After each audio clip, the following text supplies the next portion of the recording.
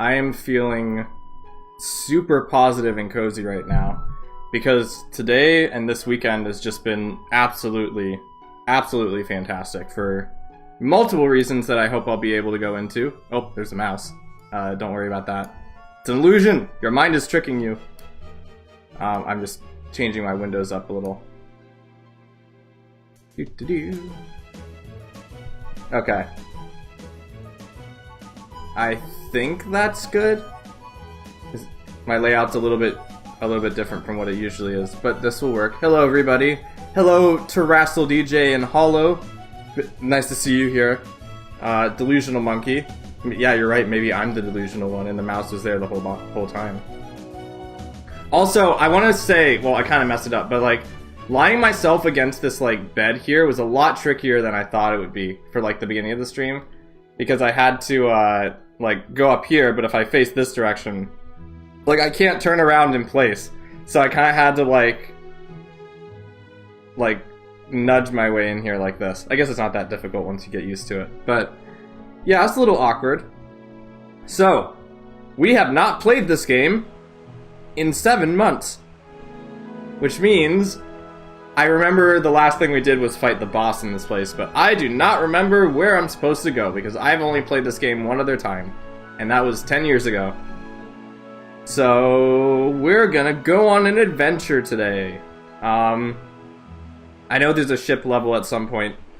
That might be today. We'll see. But yeah, I hope everyone is doing okay today. Having a nice meal. Doing other super cool stuff.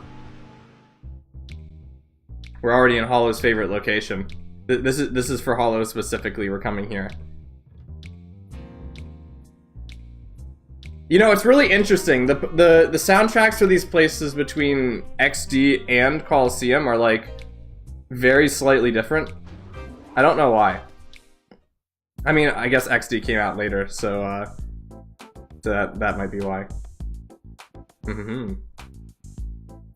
Nice portrait of Groudon on the wall. Nice. Also, since we streamed this game last, we got information that both Pokemon XD and Pokemon Coliseum are coming to the Switch too. So you guys are finally gonna be able to play this game after we thought that it would be gone and forgotten forever. Oh, hello. You have a video camera. We finished covering the Pokespots and we need to move on to our next assignment. But Pofty's acting up as usual. Oh my. Silly things, indeed. The thing I found really weird though when they were showing off the GameCube stuff is, for some reason they showed off Pokemon, well, I actually do kind of figure the reason, but they showed off Pokemon XD before they showed off Pokemon Coliseum. Like in the game order. I guess it's because they thought that the box art for Pokemon XD would be more appealing to show that first. I don't know. Making good progress recovering the deleted data. We got precious data, but precious data is going back to the Kids Grad HQ's days. We can't lose that. We're not about to give up. The fight... I can't read today, my goodness. The fight, just because Cypher managed to sneak in, we'll keep slugging away, all of us together. XD's sequel... I mean, XD is the sequel. This game is the sequel to Coliseum. Okay, so we did that. So this is not where we're supposed to be going. I don't know where we're supposed to be going. I think, like, I know generally, like, one of the events that comes up soon. But for now, we're gonna be walking around, so this is a good time to discuss things. You actually didn't know that? Yep, this game came after Coliseum. Coliseum was 2004 and XD was 2005. And a lot of this game's story is predicated on the events that you do in Coliseum. So, yeah, this game is the sequel. It has a lot of quality of life improvements that Coliseum did not have. Including better running animations. Like, look at this running animation of our little guy. In Coliseum, I always thought the running animations were very weird. Because, Oh, we're going here. Okay, that makes sense. The running animations in Coliseum were always very weird because it always looked like your character was like about to trip over themselves. Because like their feet don't go far enough to like, you know, support their weight. I don't know. Silly animation stuff. So I guess we're going here. Is this the ship? I think this is the ship. Please tell me this is the ship. Oh, I forgot about this part. Possibly I had to turn back. Uh-oh. I mean, that's not usually how getting stuck works. If you get stuck, you usually can't go backwards. Oof. Have you tried going into the northern desert, didn't you? The northern desert sands are very deep. An ordinary scooter can't make it past the sand. Yes, thanks for letting us know. Oof. We've been asked to help locate a missing Pokemon. It was, amongst those missing at the SS Libra. Please come visit Pyrite. Okay, now you tell me. Okay. Now you tell me to visit this location. I see how that goes. Just double checking to make sure. Speak with the missing Pokemon's owner. Is it Plusle or is it something else? I guess we're going back to Pyrite, which means more snapping. But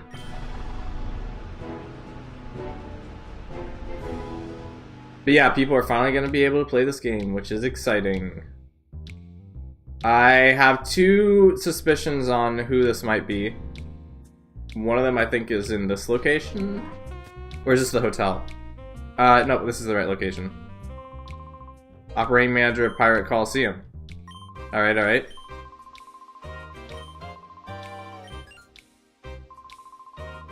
Pretend you heard none of that. Okay, I wasn't reading, so it's fine. Are you who I'm supposed to be talking to? Are you the lad I met at the Pokestop? So tell me, I've been keeping busy catching yourself some wild Pokemon? No, we got caught trying to catch a Houndoom a while back. We have to catch any rare Pokemon, bring them to you. Maybe you have a Trapinch, Skurskis, or Wooper, do you? I don't think so. Alright. I guess we're gonna climb the building again. Oh, I should probably show off my team. Trapinch. Oh, yeah, that's right, that's a Flygon thing. For those of you who don't remember, here's our team. We have a Mawile, a Sandshrew that I added to the party actually between streams. Round the Torkoal, Hollow SL, the I almost said Caspar, but no, the cast form means Flygon noises. I wouldn't be so certain if I were you because evolutions are randomized in this, so who knows? I do have a we do have a Sandshrew though that evolves at level 22. So if we evolve that Sandshrew into Sandslash, it could evolve into a Flygon, maybe. Person who needs your help finding the lost Pokemon is my brother Net on the roof. Oh, okay. Yep, back to the roof.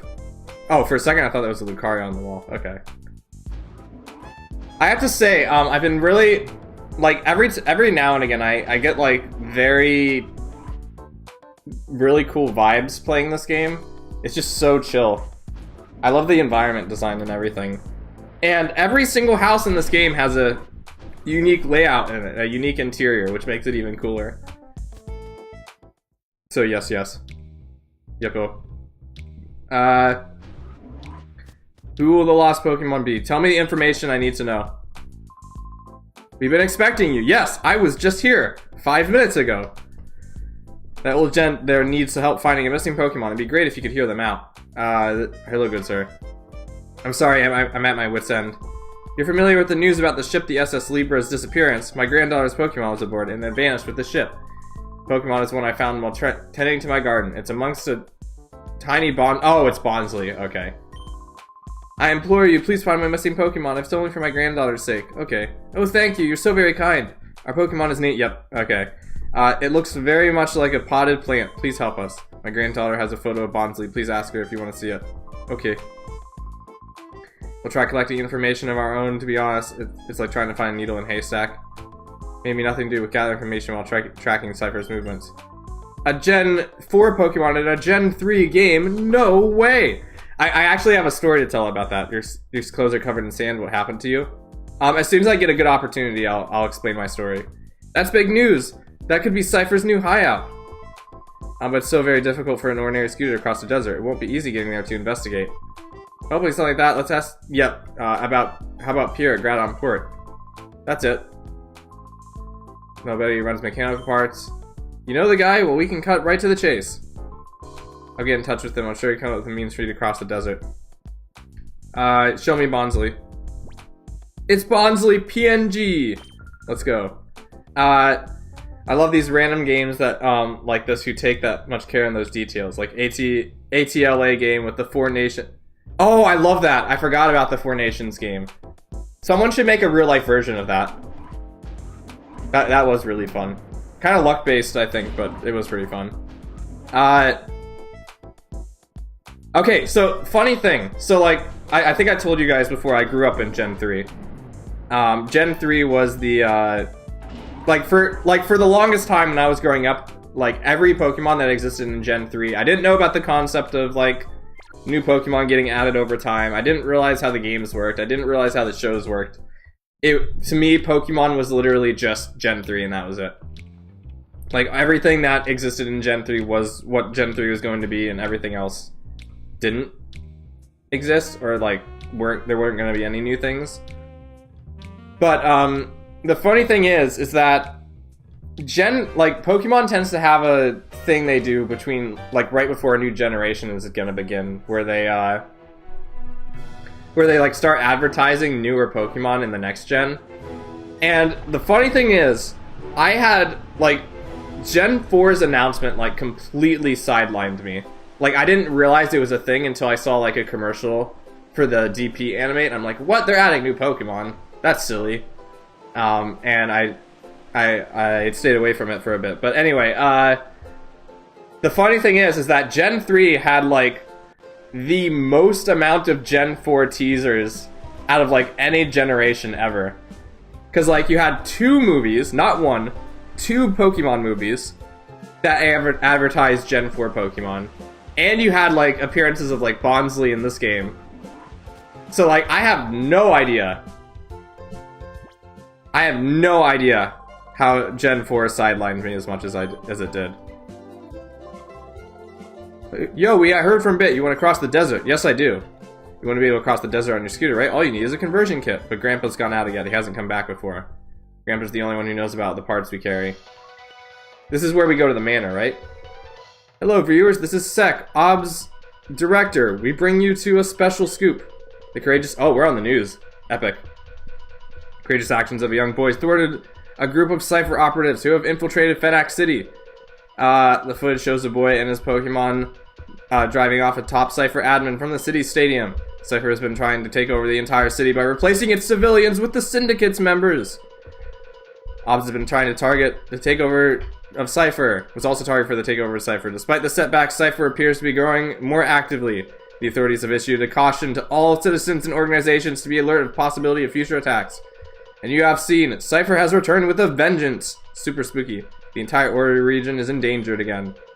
That's gonna calm people down, I'm sure. OBS promises to doggedly pursue the story and provide you with the most accurate information on Cypher's actions. You will not allow Cypher to carry out its conspiracy of fear. Let's all protect the peace of Ori with courage. Okay, never mind. You're amazing. I always thought you were amazing, but I didn't know how amazing. Here you were before my eyes, but you're also on the TV news. It's a funny little feeling. Yeah, I figured it out. You want your scooter modified so you can lay the smack down on Cypher, right? At all times, Grandpa would be out of shop. It's a headache. He's over at Dr. Komodo's manor again. You better be off to see him in person. Alright, yeah, this is the part that's coming up. We're gonna have a very interesting fight ahead of us. I better make sure that I am prepared, because I have no idea what this is going to entail. Let's get our level 15 Sandshrew out in here. Because I'm sure that's gonna go wonderfully for us, I'm sure. You know, we could just put Sandshrew in the pure... Why don't we just put Sandshrew in, like, the purifier? I just remember that was a thing. Hello, good sir. Oh my, I haven't seen you in a while. I understand you were quite the hero of Fedax City. How very impressive of you, ho ho. Yes, thank you, good sir. Are you gonna turn around and speak with me, or is that it? Put Sandshrew in a blender? No! No, illegal. You misheard me. It's Mirror B. We will check out Mirror B later. I don't remember which Pokemon Mirror B had. Yeah, let's go put Sandshrew in the Purifier. I think there's a Pokemon Center here, right? Yeah, right here. Okay. I'm going to save real quick because we can do that. Wind Waker Randomizer conditioned me to save it at every possible moment. Look at this place, it's so cozy. Not knowing Mirabee's signature Pokemon. I mean, I know Mirabee's signature Pokemon, but he doesn't have those in this game because he works differently in this game. And, how do I say this? Oh, and it's a randomizer, so it doesn't even matter anyway. So, rip. Let's put Typhlosion back in here, because I think that's gonna help us.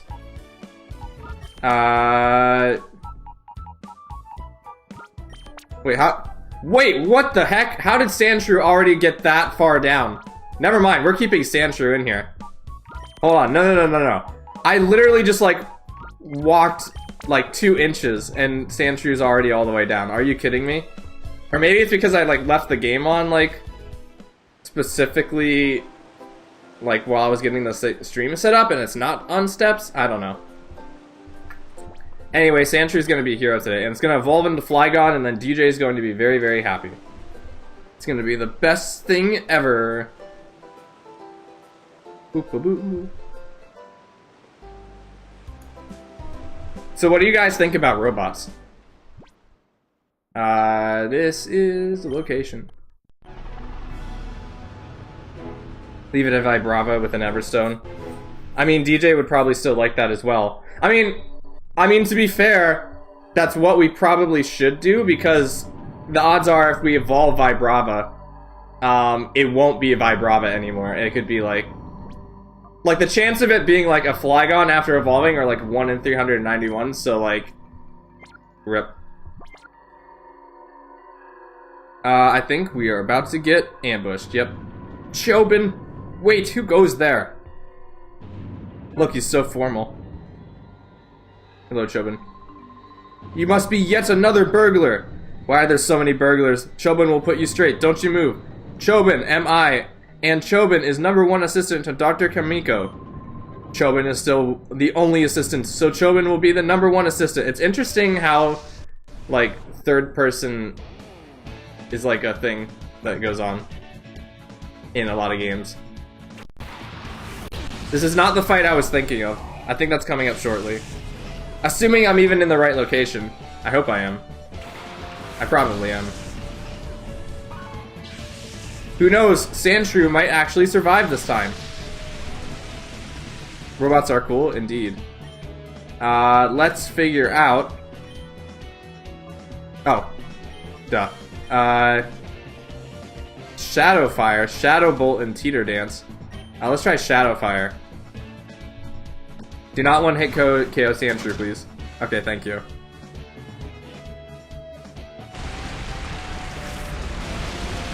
Whoosh! You know, I don't know what made me think of this. I guess just the fact that I used Waterfall. But, like, you know how, like, in media they always show, like, characters, like, sitting under waterfalls and stuff? Like, there'll be, like, characters meditating under a waterfall and they'll be, like, super focused. Like, even in Pokemon, I think, like, the water-type gym leader in Johto does that, and you have to do that. You have to, like, turn off the water in order to get him to fight you. That is unfortunate. That's gonna be very unfortunate. Don't worry, I'm gonna use Shadow Fire and it's gonna be all good again. Ba-bam.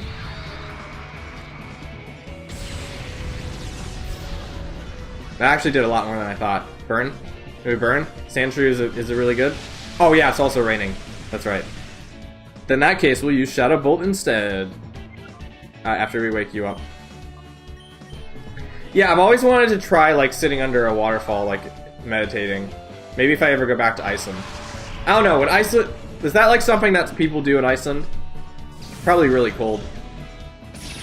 But Iceland has a lot of really cool waterfalls. Okay, Gandhi. I mean, Gandhi was a very peaceful person. Which I respect.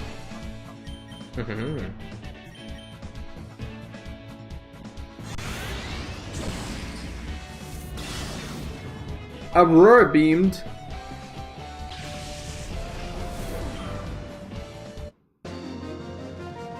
Kamiko and Chobin. Wait, why did it say... Oh, okay, never mind. Those glasses are super high-tech. He specifically adds the squiggles to the glasses via electronics. Chobin lost. Oh, this is devastated, Chobin. Oh yeah, this is it coming up. Okay.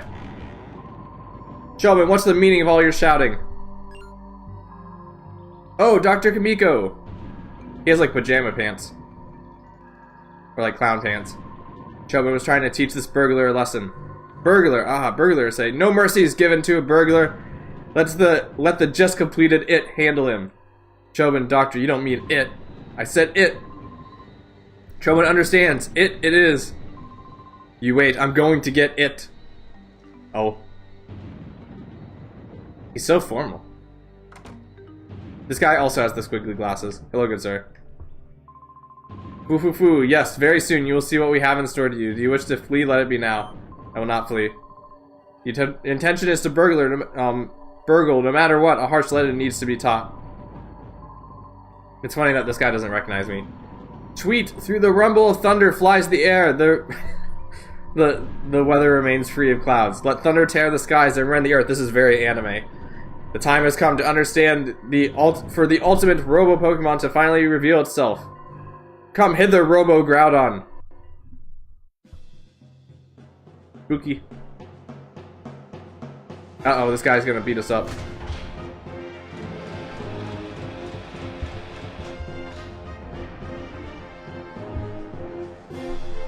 We need all that. We all need this for our security system. Surely this would be great.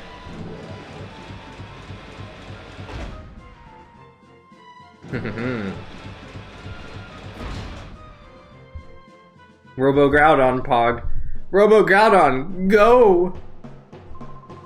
Wow, this is who you battle. You've been warned. Uh-oh.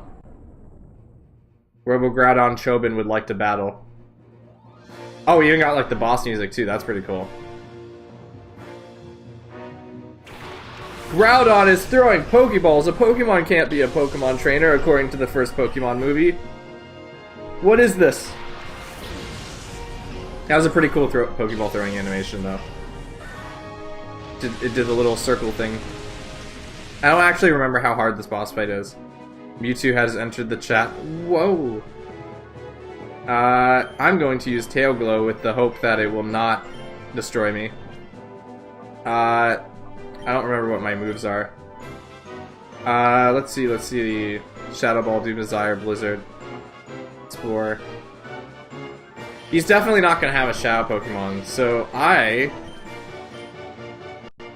will see who wants experience. I guess Hollow we could swap in, since Hollow is in the chat right now! Whoa! Video games.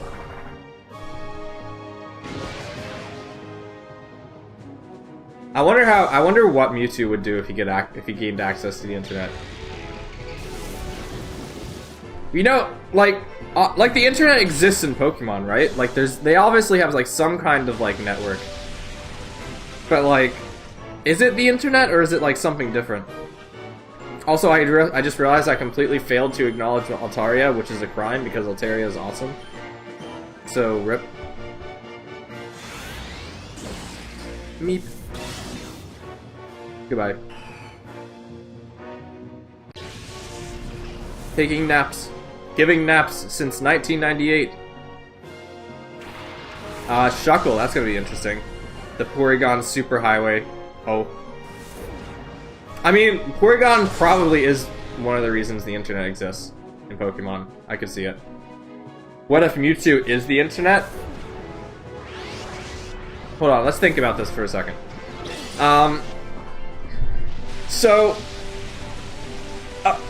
Okay, I just went on a whole tangent and like a whole like rat hole in like the last 15 seconds. Could Mewtwo power the internet? And furthermore, do psychic abilities work over the internet? So, like, if a Pokemon used Psychic against somebody on the internet, could that attack work? Like, how does, like, what's Psychic's range? Like, how does that work, like, in practice? Like, there has to be, like, some kind of invisible limit. No, Charmeleon! How could this be? He betrayed us. Also, Dizzy Punch miss, let's go. I forgot you were alive. Hello, Mirage, welcome back. We're about to fight Charmeleon, which is super sad, but we're currently destroying this Robo Groudon, which is pretty epic. We are so good. I probably shouldn't have been using Soda for this, because I think. Oh wait, Soda's only level 28. That's okay. They could use some experience. But Hollow SL is now level 25, which is epic. Hollow, for those of you guys who don't remember, Hollow is basically our status person. Ding, ding, ding. Stream delayed, what you said? I mean, stream isn't delayed. I think the stream is going on right now, assuming I have everything set up correctly. Doo-doo-doo.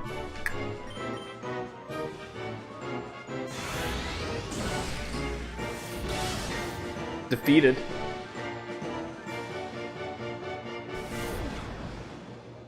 I was sent far behind. Ah, okay. I mean, I guess I could double check things real quick. Let's take a look-see.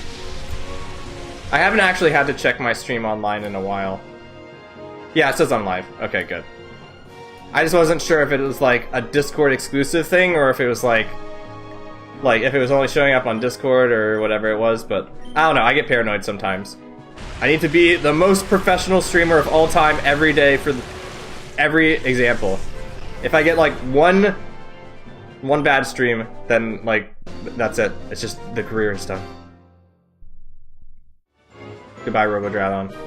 Chobin lost with Robo Groudon. No. I will say something that hasn't happened in a really long time, knock on wood. I remember when I was first starting out, there were times where I had to like restart the stream several times, and that got super annoying because I'd have like, you know, 2 different VODs on the channel, and it would be like a little messy. It was annoying, but that's fine. But how could this be? My Robo Groudon go down in defeat. Oh, on closer inspection, it's we! It's been a while, it's been. Whoa, what? Our alleged burglar is merely Chobin's acquaintance, and a child no less. Bah, enough of this nonsense. Given the Robo Groudon's utter failure, the half-built Robo Kyogre doesn't inspire confidence. I doubt it would ever be useful.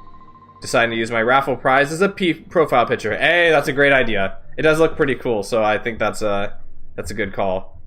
You're the carry, Hollow? Maybe so. You do have Spore, which is like the best sleeping move, so that's really good. See it to that Robo Groudon is disposed of and scrapped by McCain in the parts shop. Understood?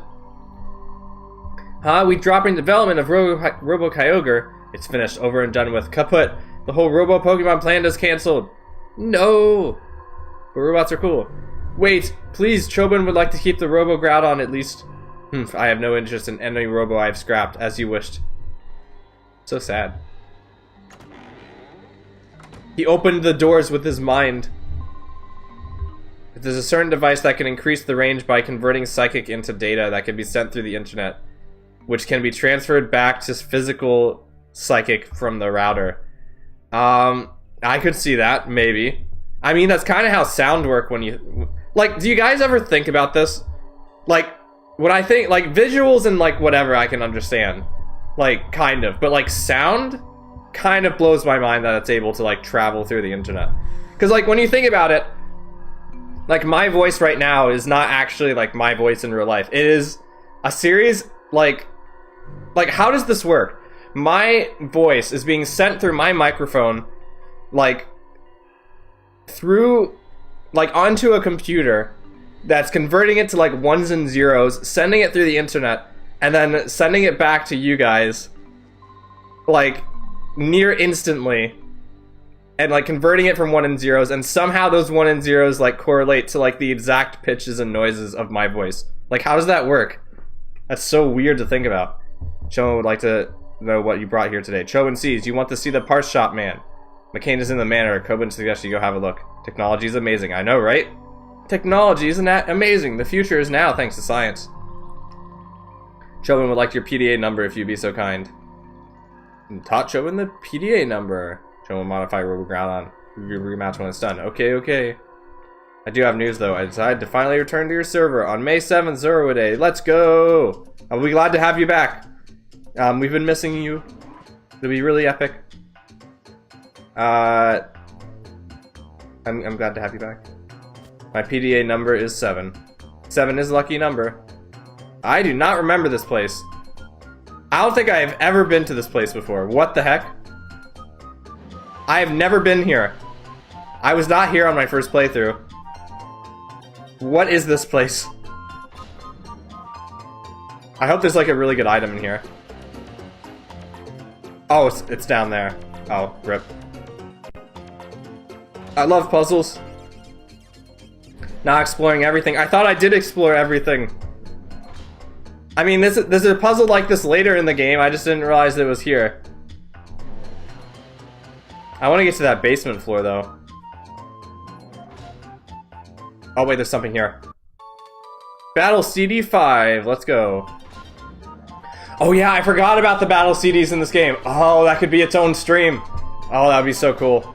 Because those are basically like puzzle battles. It's filled with stacks of white paper. There's writing on them. Try reading something. Jovi's random diary.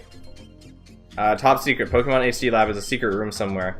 Doesn't look like anybody will know where it is. Jovi will find it first and make it a secret base.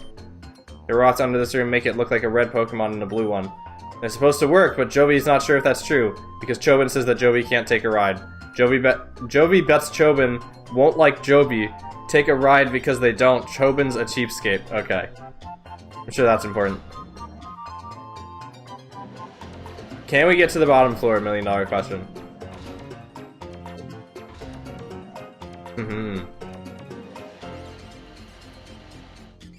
I do not see any stairs. I cannot change the camera. This is not Zelda. Oh, there's a dude. Oh, wait. There's an elevator down there, so I think we have to go somewhere else. Okay. That's for another time, I think. This would be so dangerous. We should not allow children to ride these things.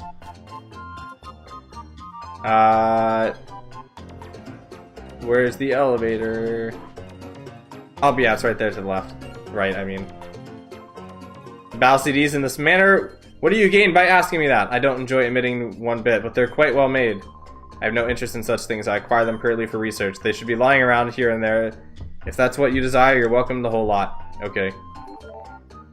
That's Sandshrew. Let's go. That means we can probably purify it. Child, the area is strictly prohibited. Oh, never mind. The basement R&D room is no longer home to any secrets. You may come and go as you wish, but try not to disturb McCain inside. Let's go. I was concerned for a second that he wouldn't let us through. Yeah, this is the basement room I was thinking of. So we actually have to go down here, so I don't know how I didn't remember it. What's in this item box? Rare candy? Whoa! We can use that to help evolve Sandshrew, but I'll probably save that for something else, actually. Because rare candies are gonna be rare. So this is the Robo-Kyogre that Kamenko has under development. I have probably pronounced his name like 5 different ways by this point. He called it a useless scrap and demanded that I haul it away, but you know, it's quite well-engineered machine. Whoa, you've given me quite the start. It's you, lad. What's up today? We explained what... Yep, okay. Cypher is back. Then I thought I'd fooled them 5 years ago, but they returned. So you wanted me to modify your scooter for desert cross performance? Well, you certainly are both even considering to face Cypher alone. Fine, let's do it. I'll modify your scooter. What if people ate rare candies? We would get very strong very quickly, maybe.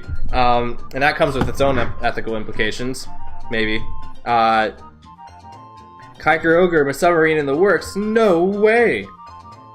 Zawario. Hello, Vi. Welcome to the stream. We just beat up Robo-Groudon, and now the scientist who was making it got like so angry that he was telling us to scrap Robo-Kyogre. So that we're not gonna. I don't think this guy's gonna let that happen though. So now we're just getting modifications on our scooter. So we can go across the desert. Our current species would become rare. We would evolve. Oh my. Ooh, what a job that was. Finally done. So I converted it to a hover type scooter. It's like Mario Kart 8! So it'll be perfect for the desert. Go on, try it right away. Let's go. But first we have to purify Sandshrew so we can evolve it. So let's go to the purify machine. I think... Yes, we don't have Mirror B anymore. That's okay. Mirror B is his own person. We don't need to be stalking him the whole time. Just let the man be. Purify chamber. Why are there no... Okay. Why are there no Pokemon in here? What on earth? Okay, maybe it's because none of these Pokemon can evolve. That's kind of why I was maybe not focusing on it as much. Set 1, right? Bam. Needs at least one regular Pokemon in a set to... Okay. Then let's put that in there. You were the Celebi? Yes, you were the Celebi. Let's put RJ in here. Put this in set 1. Bam. Now we can purify, I think. Now I remember really liking the music that plays when you're watching a Pokemon in the purify chamber. If we can get that to show up. Continuing sets, I don't want to. How do I see the thing? Hold on. I'm being really silly right now.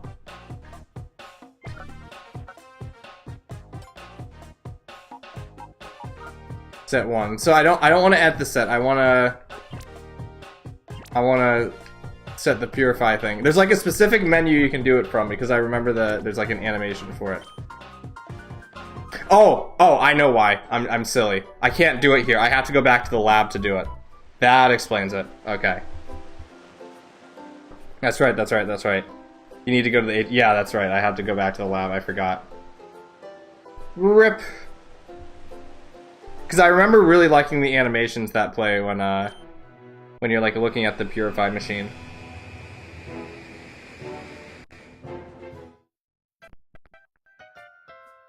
Going back to home. This place is really cozy, actually. I love just this fact that there's like little small trees everywhere. It would be a great place to take a nap. There is a Pokemon that is ready to open its heart. Indeed. Now we get to see the cool animations. Or it's not really an animation, just more of a theme. Like, listen to that beat. It's so great. Anyway.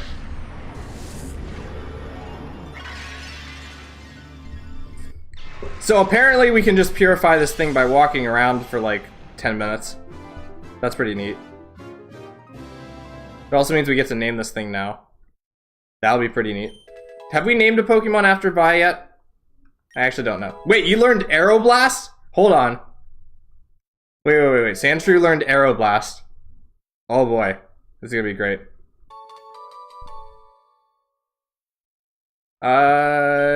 I forget if we named a Pokemon after Vi. We could name it after DJ. I don't think we've gotten Wait, no, we have to name it. Maybe we should name it Swallow instead. Because Swallow is Luke.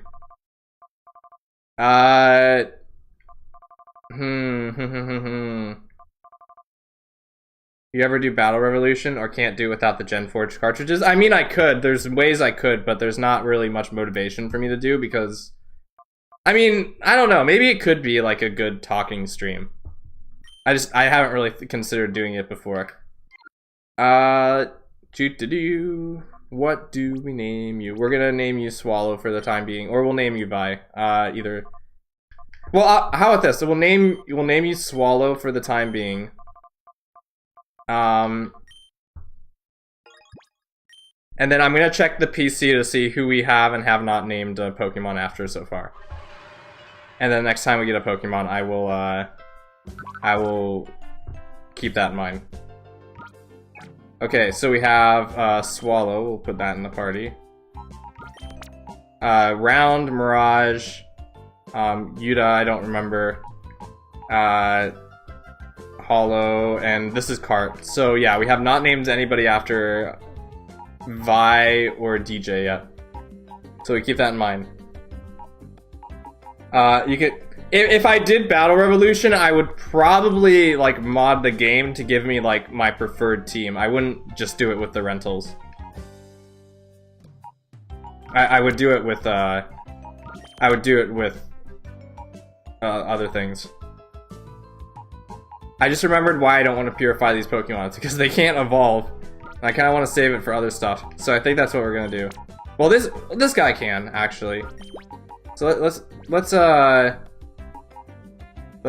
evolve this person. What are my levels here at the moment? We'll put this guy in the Purify machine. If I ever find a Fox Pokemon named after me, you're already named after Celebi, though. See, look, it's just going around in a circle. It's so great. What's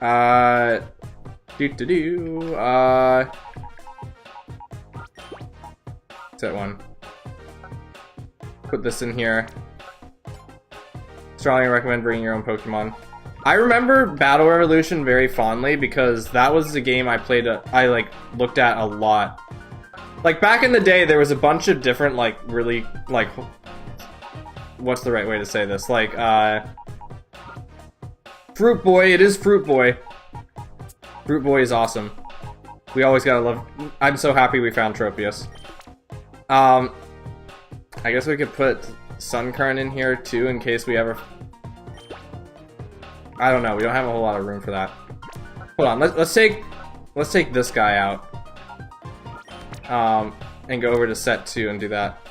Why not have the other Shadow Pokemon purified during your run around? I mean, I'm kind of doing that now. I just am not focused on completing all the Shadow Pokemon in this game. That's why. Like, I'm not 100%ing the game. I'm just getting through the main story. So it's not as big of a priority for me. This guy also evolves. So maybe I actually should be purifying some of these Pokemon. Yeah, okay, now this makes more sense, because now we can spread this evenly. Okay. We're getting there, we're cooking.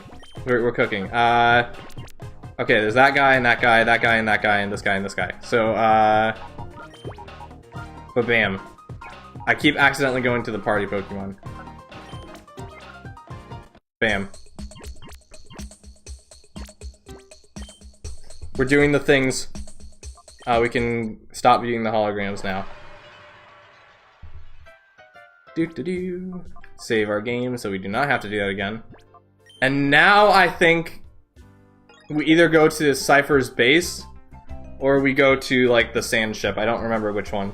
I keep calling it the Sandship. That's like a dungeon from Skyward Sword. No, I mean like the ruins of the SS Libras at some point. I remember. I just don't remember if it's now or if it's later.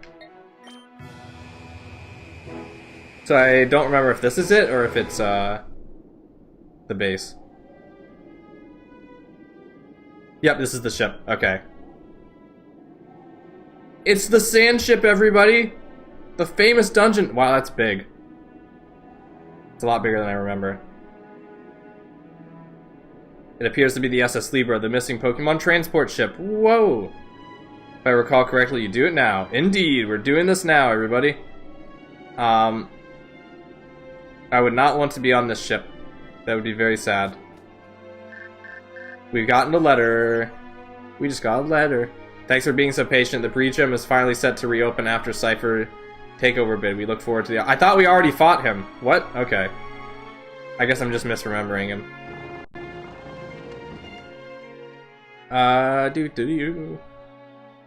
Oh wait, you jumped down? Oh, I didn't realize you could fall down. Rip.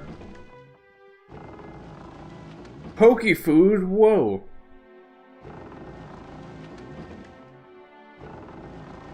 Box pushing adventure. No falling down this time. That would be very unfortunate. Pokey food. We got an iron. I want to try. I don't know, man.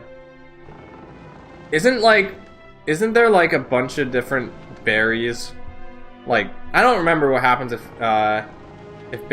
like humans eat berries in the anime. I think it's happened a few times. Box stocks. Should be good with whipped cream. I don't know. Maybe if you're a doggo. Or anything else.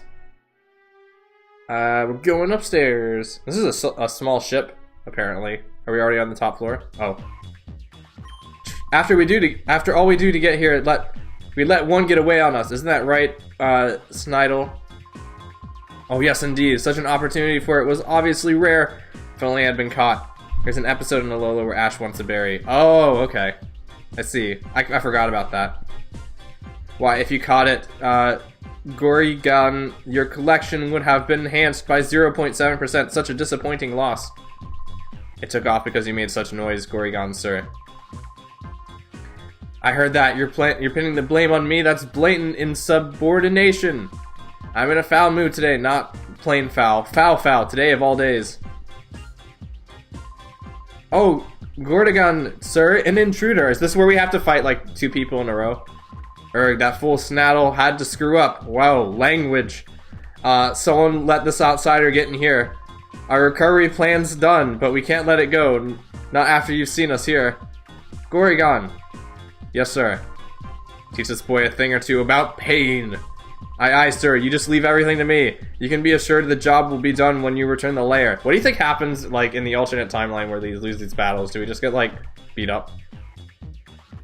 Or do we just, like, die or something? We go to jail? We become a captive? I don't know. Now, you heard the man. I must get back to the lair, too. You know what to do. Wait a second. That's not what you said. Allow me to explain. We have a critical job to do at the lair. We need to make shadow Pokemon for those that were on the ship. With guns like those, dead. Yep. There's a lot of really buff people in this game. Like, even just like some regular trainers have like fists that are like, have like arms and muscles that are like the size of you. So you really don't want to be picking a fight with those guys. In this case, Gorgon's mood would have worsened by 72%. This guy really likes statistics. You do agree that this is most insufficient, don't you? As a result, if you were to take this boy out in my place, it would be ahead 63% in terms of overall efficiency. You do understand, don't you? This is for efficiency's sake. I'll be going now. Goodbye, sir. Why do I always get the feeling that I've been had? Oh well, if I don't beat you here, I won't be fulfilling my duties. Don't hold a grudge for this. Alright, sir. Smarten! This guy is very smart because he's Smarten. Oh my goodness, your feet are huge. I do not remember that quote. I know Chugga played this game, but I didn't actually watch that playthrough of his. So I will need to look that up again. I think this Let's Play was actually like the last one he did before I started watching him, because I started watching him with what's it, Xenoblade Chronicles 1. So that was, I think this was the game he streamed before Xenoblade.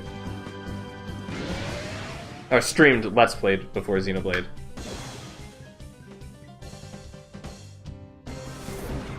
Ba-boom. That was an efficient turn. I should have used Spore instead. That quote is much more hilarious. Good afternoon. We quickly checking the stream while on break. How's it going so far? It's going good. There hasn't been a whole lot of fights so far. So we've just kind of been picking away at the game. We just found the Sandship. I'm glad we actually did get to do that. So that was nice. Corby. It is indeed a Corbia. He says it in Coliseum though. Well, there you go. That shows that I do not know the context. You know what's funny? He streamed like Coliseum. He Let's Played Coliseum like one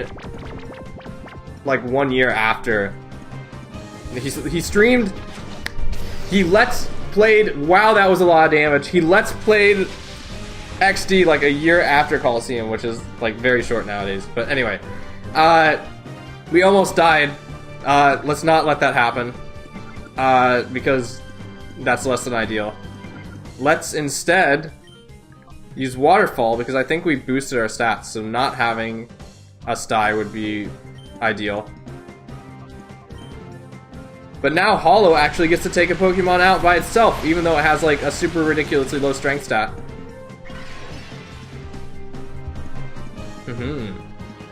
How's your work then, Corvuzal, though? Corvuzal. Has work been okay? Hopefully it's been chill. Or at least manageable. Anyway. It's Hoppet. Back to Claire. Back to, Claire. Okay, I assume you're... Oh, okay. See you later, Hollow. I assume you're going. I'll see you a bit later. Bye-bye. Have a great day. Work's been okay. Got a full shift today. Whoa. Move. On a weekend? That's unfortunate.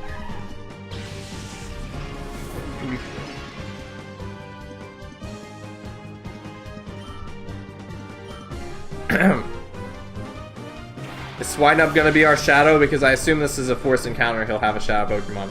Oh, it's not! Oh, okay. Guy doesn't have a shadow Pokemon? I was kind of playing the Smash in anticipation that he would. Huh. We need like a legendary to come in soon, because like all these Pokemon feel like average right now. We need like ones that are like crazy. Like we need like famous last words. We just need Charizard to show up. More hours for Corby. Let's go. More money. More money to buy cool things. Like oh, I need to mention this. So maybe you guys heard this in some of my conversations on the server a while back, but like apparently they're making another set of life-sized evolution plushes. And not only that, but they're releasing them in America as well as in Japan on the PokemonCenter.com website. And I'm very, very conflicted because they're like $400. Now here's the thing. Oh, and these ones are laying down instead of sitting up, so like, I don't know, they're pretty cool poses. But here's the thing. I am very, very conflicted on this. You'll buy it for the Wii? No! Don't spend that much money on me. Oh, he just vanished. Okay. Just vanished. What is this guy doing here? Hello, good sir. Watch your battling downright bizarre people. You're some tough. I'll pick up your conversation in just a minute. I happened to stumble across the ship, so I made it my home. You know what? There's plenty of food and all. I have to admit, certain things bug me, but nothing's perfect in life. I'm glad I got a bunch. I'm glad that weird bunch is gone. I owe you my thanks at least. You must be tired after the battle, right? You can rest in my place. It's the wheelhouse. So here's the thing. I've been free to use. Okay. Did he yeet himself off the ship in a desperate bid to get away? That would be very unfortunate. Every so often I hear odd noises coming from the ship's hull, but I think there's something... Okay. Yes, we can go look. Eating your nerves lately. Okay, so here's the thing about the life-size evolution pluses happening again. Obviously, you know, it's $400, which is a lot of money. But it's also the fact that the Switch 2 is coming out in a few months anyway, like at the exact same time, which is already $400. So there's that. There's the fact that I already have a... Oh, okay. I already have a life-size Jolteon plush, so it's really, really hard to justify getting another one. Which makes me think, like, okay, if I do get another one, maybe it shouldn't be Jolteon, it should be like Sylveon or Vaporeon or something. And then it'll be like, man, but I'm gonna regret not getting the Jolteon one instead. So there's that. And then, on top of all this, I've been going through this, like, huge character arc moment in the last year, particularly, like, I've told you guys all about, like, my gratitude phase and stuff. But a part of that is kind of coming to this, like... I don't think that was what I was supposed to do. Let's restart this room. A part of that is kind of coming to, like, getting into this mindset of, like, just sell your old one and use the money for the new one. That's what I was thinking, actually. I was debating whether or not I should try that. Oh, wait, I'm gonna push this forward and, like, push this up. Okay, this is the strategy. Okay, got it. I was debating that. Maybe I'll do that, we'll see. But I don't know, I still really like this one. I'm not sure if I should sell this one just to get a new one. But we'll see. Firestone, let's go! So here's the thing. I've been kind of in this mindset of, like, material possessions don't bring you happiness. Like, that's what I've been kind of telling myself lately. I've been trying to, like, cut down on some stuff. So not only would buying this life-size Jolteon Plus be, assuming I didn't sell the old one, which, you know, that's always an option, minus $400 in addition to the Switch 2 coming out, have a weird justification considering I already have one, but it would be kind of like hypocritical to the mindset I've kind of been building for myself. Like I don't know. I think, like, you know, getting stuff like in the short term can be really nice, but it's like if I don't have this life-size Jolteon plush in my life, like, is that gonna be like, is my entire life just gonna turn upside down? Am I gonna be like sitting in my bed every single morning being like, man, my life stinks because I don't have this life-size Jolteon plush? Even though I already have this one. And, like, how long would that happiness last, really? Yes, that's what would happen. Oh boy. Uh-oh, Spaghetti-O. In that case, I better go buy it right now. Time to go to Amazon. Even though I don't think it's on Amazon. But anyway, like, I just don't, like, I don't see how that's gonna, I just don't want to spend that much money on something that's gonna give me fleeting happiness, you know? I think it's only based on your mentality if you do let your mind think that. I mean, man, this is complicated. It's like, though, like, yes, I think it's like there's some nuance in there for sure, but it's also like I don't want to have a lot of stuff that I want to be carrying around, because, like, the life-size Jolteon plush I already have is already, like, it takes up, like, an entire seat in my car. So, like, every time, like, I travel between places, I'm gonna need to, like, take that thing around. And then if I just have, like, 2 of them, like, think about that for a moment. I just have 2 life-size Jolteon plushes in my car when I'm, like, traveling between, like, my family's place and my place back, like, at my school, where it's like, okay, I can choose to bring, like, a suitcase with, like, some, like, food and some, like, clothes and basic other cool tools. So it's like, but I could also bring, like 2 giant life-sized Jolteon plushes. I don't know, I think I'm just being silly.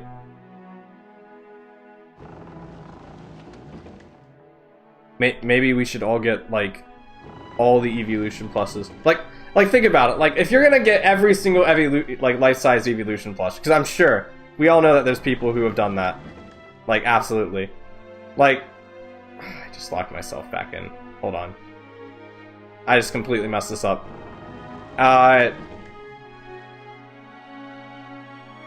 Okay, this goes here. And we're gonna push this up, and it's gonna be great. You have to go now, unfortunately. Best of luck with your stream. Thanks, Corvazel. Thanks for your thoughts as well. That was really interesting.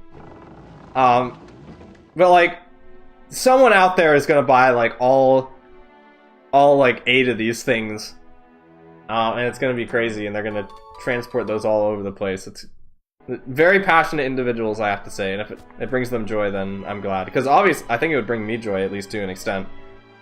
I just don't know if it would bring me any, like, in the long term. Because, like, right now my Jolteon plush is kind of in the corner, and it's not, like, I look at it sometimes and I feel happy, but it's not like every day I wake up and I'm like, man, this is like the best, we got a luxury ball, okay, now this is the best day ever. Even though that is a material possession. So is having that luxury ball really gonna bring us all happiness? Like, for the rest of our lives? Think about that. It's Bonsley. Are we gonna have to trap Bonsley? I feel like this is where this is going. Hello, Bon. Puzzle time. Anti-aliasing shadow, I think.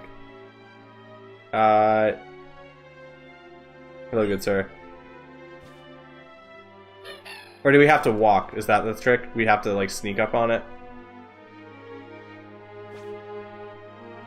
Umbry plush. Yeah, that can also be a cool thing to have, indeed. Walk, I am walking. No running allowed. This thing, indeed. Thanks for the email, friend. That was nice. I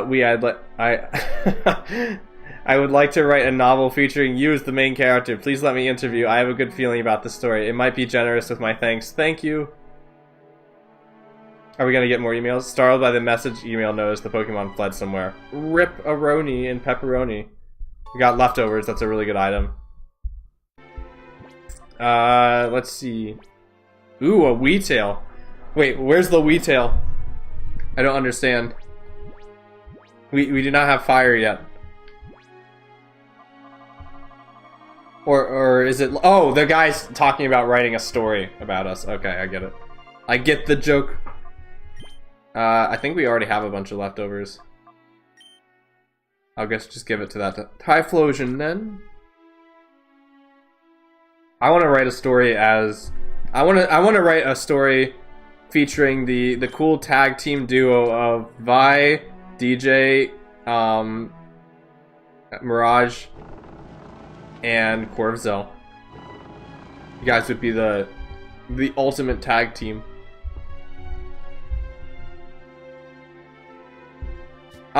Speaking of Weetail, I have a funny story. DJ, you were here earlier, so you saw this happen. Mirage and some of the others might not. I recently found a Pokemon fan game, which is the best thing ever, called Pokemon Bound Destiny. It is a Fire Emblem 8 ROM hack that mixes Pokemon Mystery Dungeon, like a Pokemon Mystery Dungeon story and some gameplay elements from PMD, with Fire Emblem's core gameplay. Hello, Mirabee. He's excited. So there's that going on. So like PMD and Fire Emblem are like already some of my favorite things ever.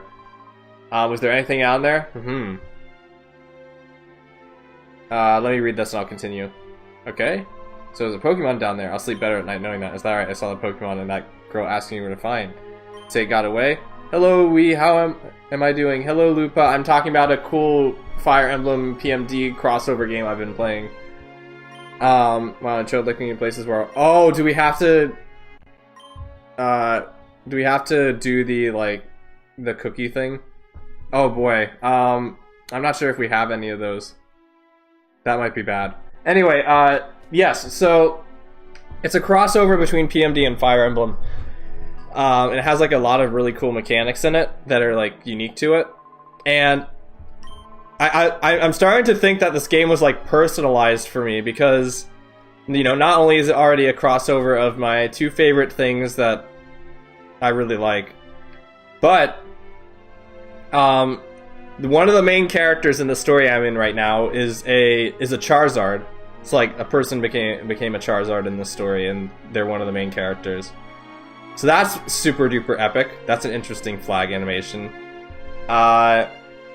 And to wrap it all up, if that was not enough already, there is a level in this game, in Arc 2, that, I kid you not, was a direct reference, direct parody of the Twilight sniping segment in MGS2. I couldn't believe it. Like, there's a section where they give you just, like, a bunch of, like, really long-range, like, weapons, and you have to, like, protect two other people.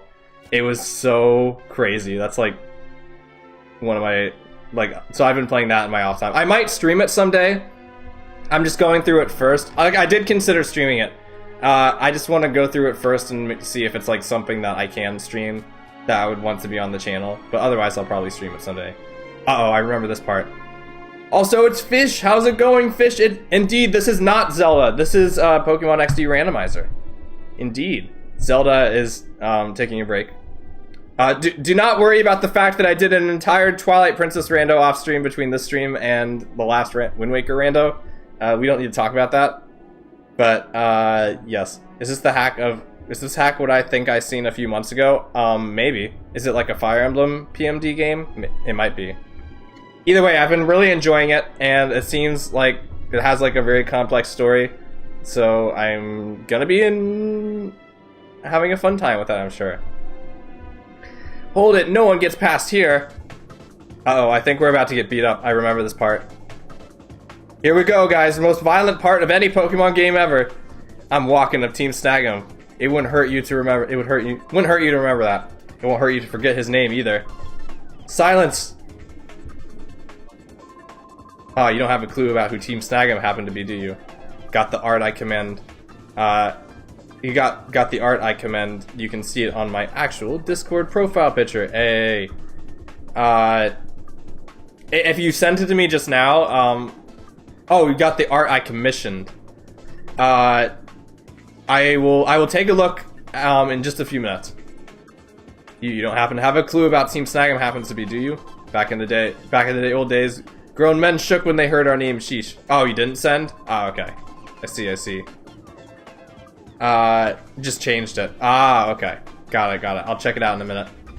Hello, Lewis. Welcome to the stream. We are being attacked by Team Snag'em right now. Which is very ominous. I wonder what that kanji on the back of those shirts stands for. I assume that's kanji. That's alright. We'll be getting our we'll get back to snagging Pokemon just like the old days and terrify the world some more. And we'll do that using your snag machine. Uh-oh, zoom in for emphasis. Whoops. I know you're a great battler, but I'm not having any of that. Look, these guys know what they're doing. Gloom, release your sleep power. Send this kid off to Betty Bye. Whoosh. Rest in peace. Ooga booga. We have been asleep. That's unfortunate. We've done some avatar stuff as well as language learning. Dang, you're a lot going on. Ooga booga. Hello, sweet tart. Welcome to the stream. We just got put to sleep by sleep powder. Rest in peace, our character. I hope you're doing well today. I was just talking about this cool Fire Emblem PMD crossover fan game that I've been playing. So that's enjoyable. So while our character is asleep and getting the snag machine taken off, let's take a look at. Let me take a quick look at. Wait, actually, no. I do think I saw it. I saw it earlier today when I was checking out like a section of the server. So yeah, I think I did see it. It looked pretty cool. Yee. Indeed. You're chilling, yay! Chilling is good. Today's been this is a very good weekend to chill. I have to say, incredibly good weekend to chill. Especially for me. Yeah, this snag machine is mine. We're just gonna let this guy well, I'm gonna catch up with the chat real quick while this guy is taking our snag machine. Can you tell me the best competitive moveset for Charizard? Not really. I don't really play competitive Pokemon, so I'm probably not the best position to answer that. Unfortunately. And even if I did know the best, quote-unquote, best competitive moveset for Charizard, I'd probably try something different as well. So, I have something I just remembered I wanted to, quick, let's get back to the hideout. I just remembered something that's actually really big. Uh-oh. We don't have a machine anymore. We just got a normal hand now.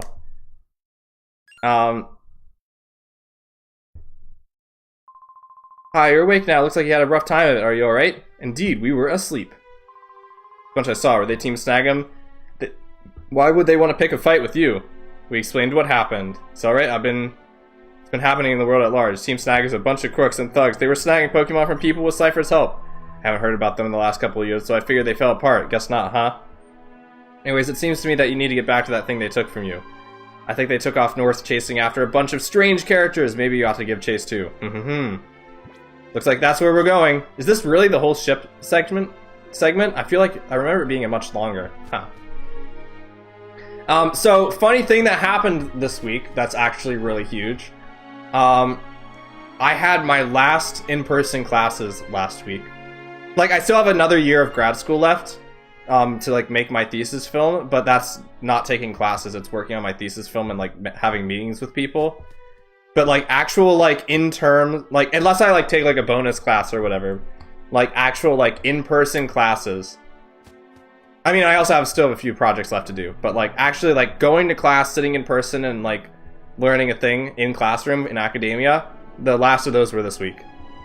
Which is kind of crazy. It's kind of bittersweet because a part of me, like obviously classes can be like, heck yeah, nice. Thank you.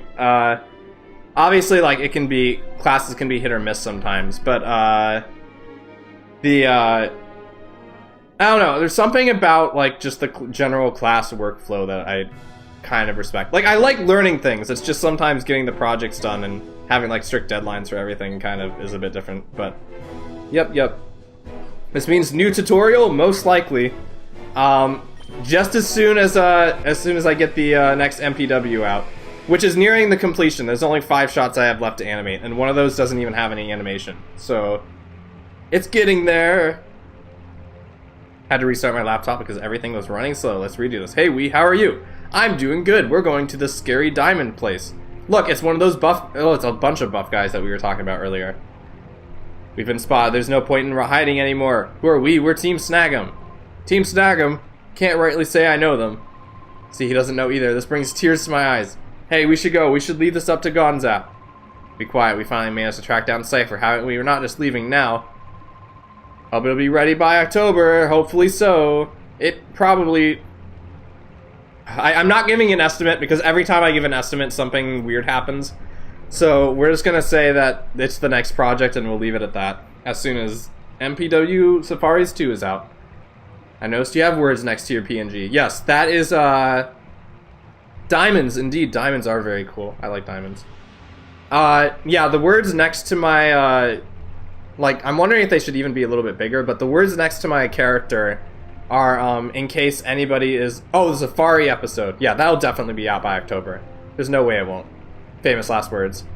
Yeah, the words next to my character are for people who may be watching with the sound off, or for people who might be of hard of hearing.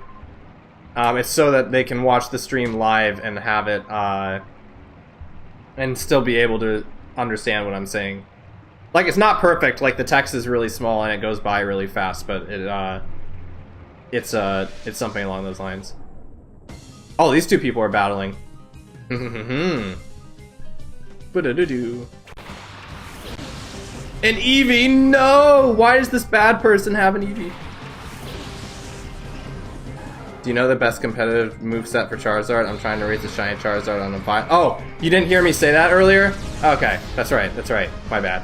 I don't know the best competitive moveset for Charizard because I don't really play Pokemon competitively. So I might not be the best person to answer that. Eevee, no! How could this happen? I can't believe Apom just beat that Eevee. I actually don't know who was supposed to win this fight. So, I guess we'll know now. Gwa, darn it, yep, he was definitely supposed to lose this fight. See what I said? If we would have waited for Gonzap, this wouldn't have happened. It was a girl, Eevee. Indeed, such a tragedy. Walker must have researched the hideout by now and given the snap machine to Gonzap. Hey, you want more of where that came from? Irk. We'll pull back and regroup. Let's get back to the hideout. I think this guy's gonna fight me and it's gonna be tragic because we can't actually catch a shadow Pokemon right now. You're not running off with them, you got guts, but... Huh? No, don't beat me up. Wait a second, you're the brat who was at Gale on Port. What are you doing here? You're nothing but bad news. Ever since I saw you, I had nothing but the worst luck. First at Gate on Port, some guy challenged me to battle the blue and promptly stomped me flat. Then Gorigan gave me one major dress down for showing off shadow Pokemon without permission. Because of that, he made me stand guard here as punishment. There's one thing I can't figure out. How did Gordigan ever find out about me anyway? Grip. Remembering this is getting me riled up. This time I'll flatten you. No, don't beat me up. Thug Zook has very interesting shorts. And a Seadra.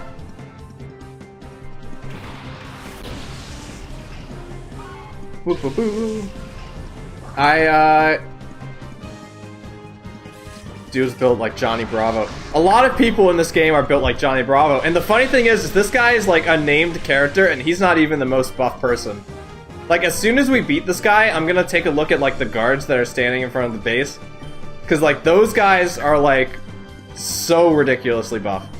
Like I think I said this earlier, but like those people have like muscles that are like the size of you. It's so weird.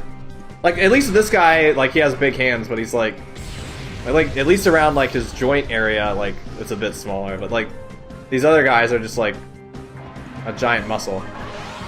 I don't know. You'll see them in just a minute. Also, I miss Johnny Bravo. Johnny Bravo was funny. Rest in peace, Johnny Bravo. So where was I going with this before? I should have used Spore again, but that's okay. Just click a move and hope it does something. That's the strategy. Better than my strategy when I was first growing up with Coliseum, which it was literally mash A through the menus and hope you win. Shadowfire, uh-oh. Oh, we're still alive. Alright, alright. Where was I going? Oh yeah, tutorials. I wanted to talk a little bit more about tutorials. Yeah, I do really want to get to the animation tutorial, just because I think, like, even beyond, like, the texture tutorial and the rigging tutorial, that's gonna be, like, not only the most applicable to, like, Pokemon, like, making Pokemon animations, but also it's gonna be really good because it, how do I say this? It's applicable, because, like, okay, this is what also makes it so, making that tutorial so difficult, but also what makes it so good, if I can pull it off, is it's universally applicable. So, like, the things I could teach animating a Pokemon model can be, like, applied around the board to, like, any rig you get access to in Blender. So, don't burn Sneasel. It has a fire-type boost. No! Rip. So, like, it's universally applicable in, like, a lot of really cool ways, and I think that, oh yeah, we have to level up Sandshrew, I completely forgot about this. So I think that's gonna be good for a lot of people. It's totally gonna use Water Gun on me, isn't it? Don't kill Sandshrew, please. No! Okay, we're still alive. We're still alive. So now we can swap out and get the experience, it'll be great. Let's go to Mirage. Because Mirage is a decent level, I think. Then we will go to Spore this Ambipom. Not Ambipom. Ambipom did not exist yet. Oh yeah, Dive Ball. Forgot about that. There's a time in this rando where we could only buy Dive Balls because the shops were randomized. Even though I did not set the shops to randomize. And that made finding Pokeballs really difficult. Ouchie. Do not confuse me, please. Okay, thank you. So yeah, the animation tutorial, the reason it's so tricky is because I need to figure out, like, what the baseline level of knowledge is going to be, how long I want the video to be, and what things I'm going to cover in the video, and in what order. Because, like, the thing is that animation is so multifaceted, and it takes kind of, like its principles can be applied in different ways depending on what you're doing, so I can't... It's harder for me to say, like, press these buttons and you will get this result. It's like, I can only teach the principles. And then, like, you have to kind of take the principles and, like, apply them to wherever you need to do it. Even just a basic animation tutorial to understand the basics of what certain settings do to the models, etc. I think that's kind of what I'm thinking of doing. Peekaboo, hello Swallow, how's it going? We named a Pokemon after you. We named a Pokemon after you because it knows Aeroblast and, you know, Lugia. So we named, we got a Sandshrew and we named it Swallow. And it's gonna evolve at some point, and I'm hoping that it evolves into something that you'll like. So that'll be fun. Yeah, so, like, I think the general outline, at least as I'm thinking of it right now, is, it might be time to use a healing item, actually. Yeah. it would be like covering the basic... See, now I'm even like... Do we even have any healing items? I have healing items, right? Did I use all my healing items? Wait. I used all my healing... Okay. I used all my healing items in the boss fight against the last stream's boss 7 months ago. Okay, that's wonderful. We're gonna die. Rip-a-roni in pepperoni. Yeah, so I'd basically probably cover like some of the main menus, how to keyframe, stuff like that. I've considered like doing a thing where it's like, okay, we're gonna do like a Pokeball bounce animation, because like I could use that as like a substitute for like the bouncing ball exercise maybe. But I feel like not a lot of people are gonna want to do that. I feel like a lot of people are gonna be like, I want to jump straight into the action and like animate a character doing a thing. So I'm trying to find like a good balance between like starting simple and please do okay. And like that, if that makes any sense. Let's use Bullet Seed and hope we do more damage this time. And Blizzard, and hope we do more damage this time and not miss. I also just realized Sandship is in the party, so why are you only hitting twice, please, game? I'm good at this game, I promise. So I'd probably do that. I'd probably cover the basics of, like, the general workflow, so I'd probably cover the pose-to-pose method. Please hit this. Okay, thank you. I'd probably cover pose-to-pose. I'd probably cover, like, and, you know, pose-to-pose is, like, blocking, splining, that type of stuff. Ouchie. I am so good at this game. I would probably... gonna die. I need to buy a bunch of healing items. I am about to be stomped flat by this person. At least it's close, and that's entertaining, at the very least. I need to actually think about what I'm doing. I know Blizzard? Are you kidding me? No way.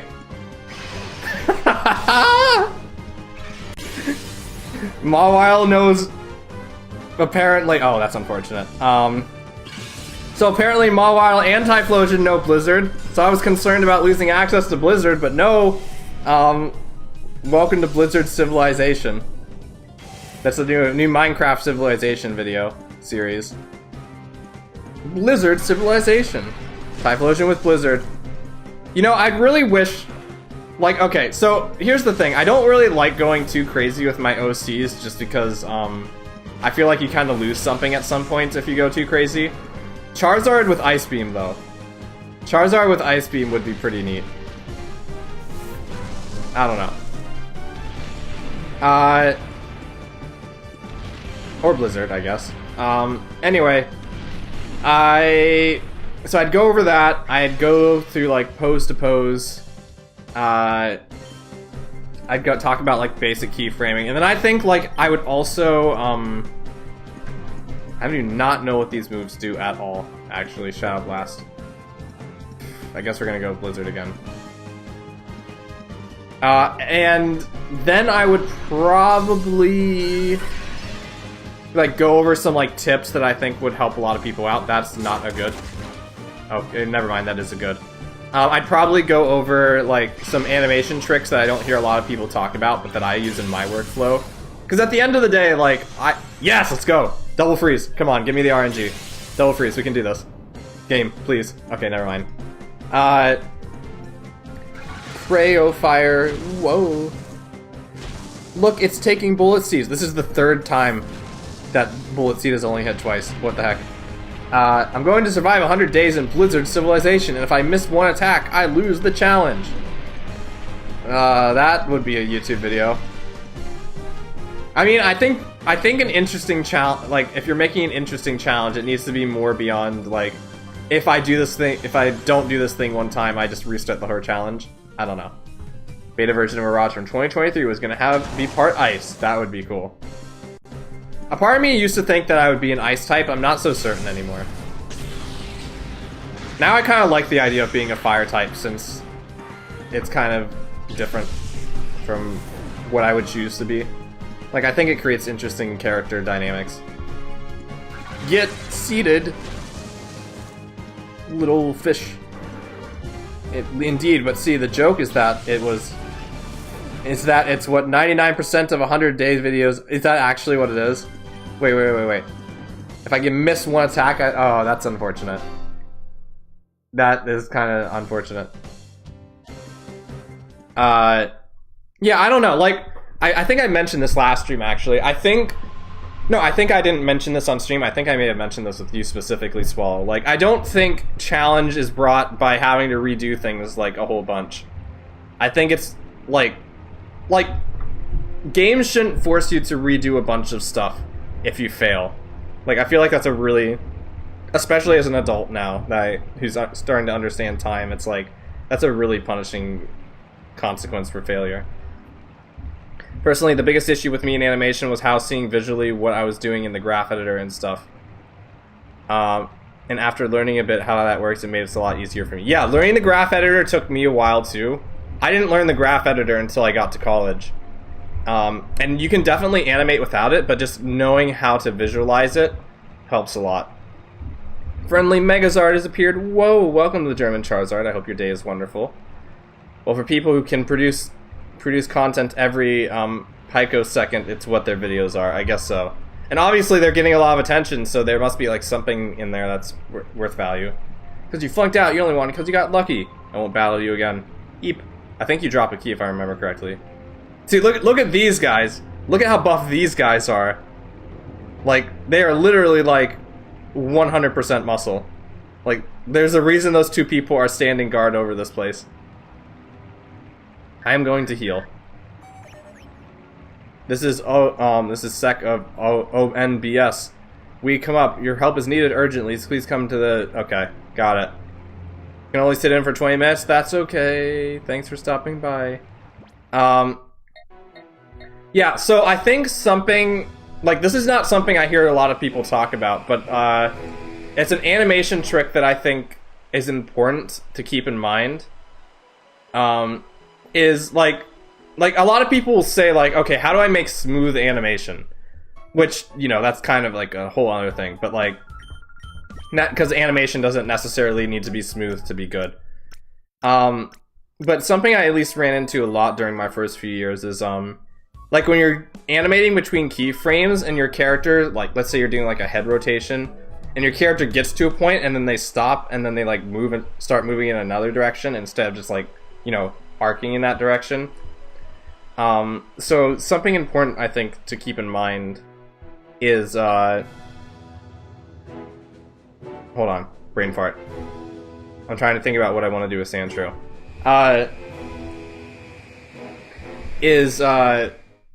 Keyframes can like so in 3D there's 3 axes. There's X, Y, and Z. And each of those axes, like for every bone, can be keyframed individually. So the trick is that you don't want like the arcs of all of your keyframes, like on X, Y, and Z, to be coming to a stop at the exact same time. Because then it looks like, you know, something slowing up and then speeding up again. Whereas like if you offset them, like one might stop for a little bit to go to the other direction, but you won't notice it if like the other two are still like in the middle of their arc, if that makes any sense. It's kind of hard to explain, but maybe like to visualize it. Like I can show that sometime. I might go over that in my tutorial. One thing I can say I don't like is if a game forces you to play things you did already. It's just a reskin of the missions. You would not, well maybe you, I don't know. The Temple of the Ocean King's not like that in Zelda. But I get what you mean. Animation and stuff with art, it needs time to be good, so it's a very time-consuming thing. That's kind of something I've realized lately. So like, there used to be a thing where I was like, man, these people get these animations done like so quickly, and like I animate so slowly. And maybe I do animate slower like than a lot of other people. But then I realized like, no, I am actually not as slow as I thought, because like the people at Pixar and stuff actually are spending this amount of time like working on all these super small details, and that gave me a little bit more confidence. Because it's very easy to think that people just throw animations out when you're watching them on YouTube, but it's not like that. Especially if they're like super duper like professional ones. Why is this? Oh, okay. I was so confused for a second. I was like, why is this so much money? But did the vending machines also get randomized for some reason? Huh. Weird. Guess we're gonna buy a bunch of these. So I just had a fit of laughter because now I'm able to take mastery class exams in 3 houses due to me grinding like a madman. Are you playing 3 houses? Is that something that is happening right now? OMG. You must tell me more at some point. I will not bend your ear right now. But like afterwards, let's discuss. You're not eating breakfast right now? We brain cell activated. My 3 houses brain cell has been activated. There's a specific part of my brain dedicated to Pokemon, and then there's like another specific part of my brain that's like dedicated to like 3 houses particularly. You've been playing it the entire stream. Let's go! I want to hear more. I don't want to speak about it too much just because I'm very careful about how much I talk about 3 houses because I don't want to turn people away. But I will want to hear more info. Also important to say that I don't try to be like others that fails, that has painful experience with that. Yes, you should be yourself. Whatever you believe yourself to be. I think we're going to go upstairs. I'm going to save, actually. We need to save. Critically important. Eep. I want to evolve Sandshrew before the stream ends, so that we know what Swallow will become. That means we need to find people to fight, and we have not found a whole lot of that yet. Here's the camera boy again. Hello. I need to drink some water. Hydration time. I hope it's Lugia. It could actually be Lugia. Like, it's like a 1 in 350 chance, but it could be. You did learn Aeroblast. That's why we named you, named the Swallow, like the Sandshrew after you.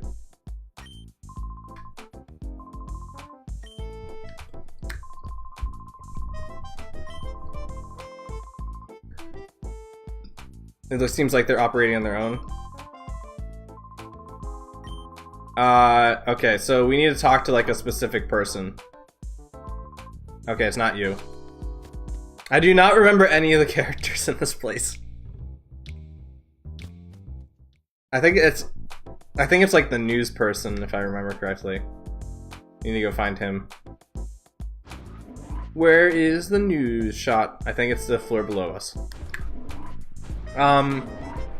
See, the thing I really want is I want a situation where the Pokemon keeps evolving into unevolved Pokemon so that it can keep evolving. And, like, we get, like, some kind of just really crazy evolution chain. That would be really fun. Okay, you're not the person I need to talk to, are you? You are not the person I need to talk to. Who is this person I need to talk to? Help! Mailbox. Send me in Pirate Town. Okay, so he's in this building. Maybe you're in here? This looks like a computer room, you're not in there. Oh, but there he is. That looks like his room. Hello, I assume this is you. Yeah, this is him. I'm glad you're here. I've been waiting for you, huh? What happened to your left arm? Weren't you wearing a snag machine on it? I explained what happened. I see. It was Team Snag'em's doing. It's not surprising that they wanted a snag machine. Up to 5 years ago, Team Snag'em was in a particular partnership with Cypher. When they lost their snag machine, Cypher gave them up in a lost cause, and I thought Snag'em just folded after that. So yeah, this is Coliseum stuff. This is for DJ. Like, this is all stuff that happened around Coliseum. They must be spotted in your snag machine. They must have spotted your snag machine somewhere. Oh my! I'll start investigating Team Snag'em right away. I'll let you know if we discover anything. Completely forgot about this email message I received. You see, OMS got contacted by someone who claimed to have fled from Cypher's base. We're debating sending out a news team independently, but there's no guarantee that it won't be a trap or another risky situation. I hate to impose, but could you go investigate for us, Okay. I'm confident enough not to get trapped, even though I got put to sleep by sleep powder. We know that you can be entrusted with this, The man who contacted us is named Hordell. He said he'll be in the outskirts stand. Oh, that's the train station area. Let's go. That's another shop. We get to go to another shop. That means we could get more, like, really interesting stuff. Let's go, let's go, let's go. Do you guys remember, like, I know this is upstairs, not downstairs. Gosh dang it. Do you guys remember that whole arc? I know it's been a while, and I don't know how many of you were here originally, but, like, Do you remember that whole Pokeball arc? Like in the first half of this this rando, where like we couldn't buy Pokeballs, so we had to be like very sparing about like who we decide to catch. Thankfully, the one in Pyrite Town, not Pyrite, the one in Fenac City sells Premier Balls now, so it's not as pressing. But our Pokeball power is still not very, very strong, admittedly. If we can buy Master Balls, we're just set for the whole rando. That would be a really cool way to end this character arc. Just buying Master Balls casually. What does the market come to that we have to buy Master Balls for $0?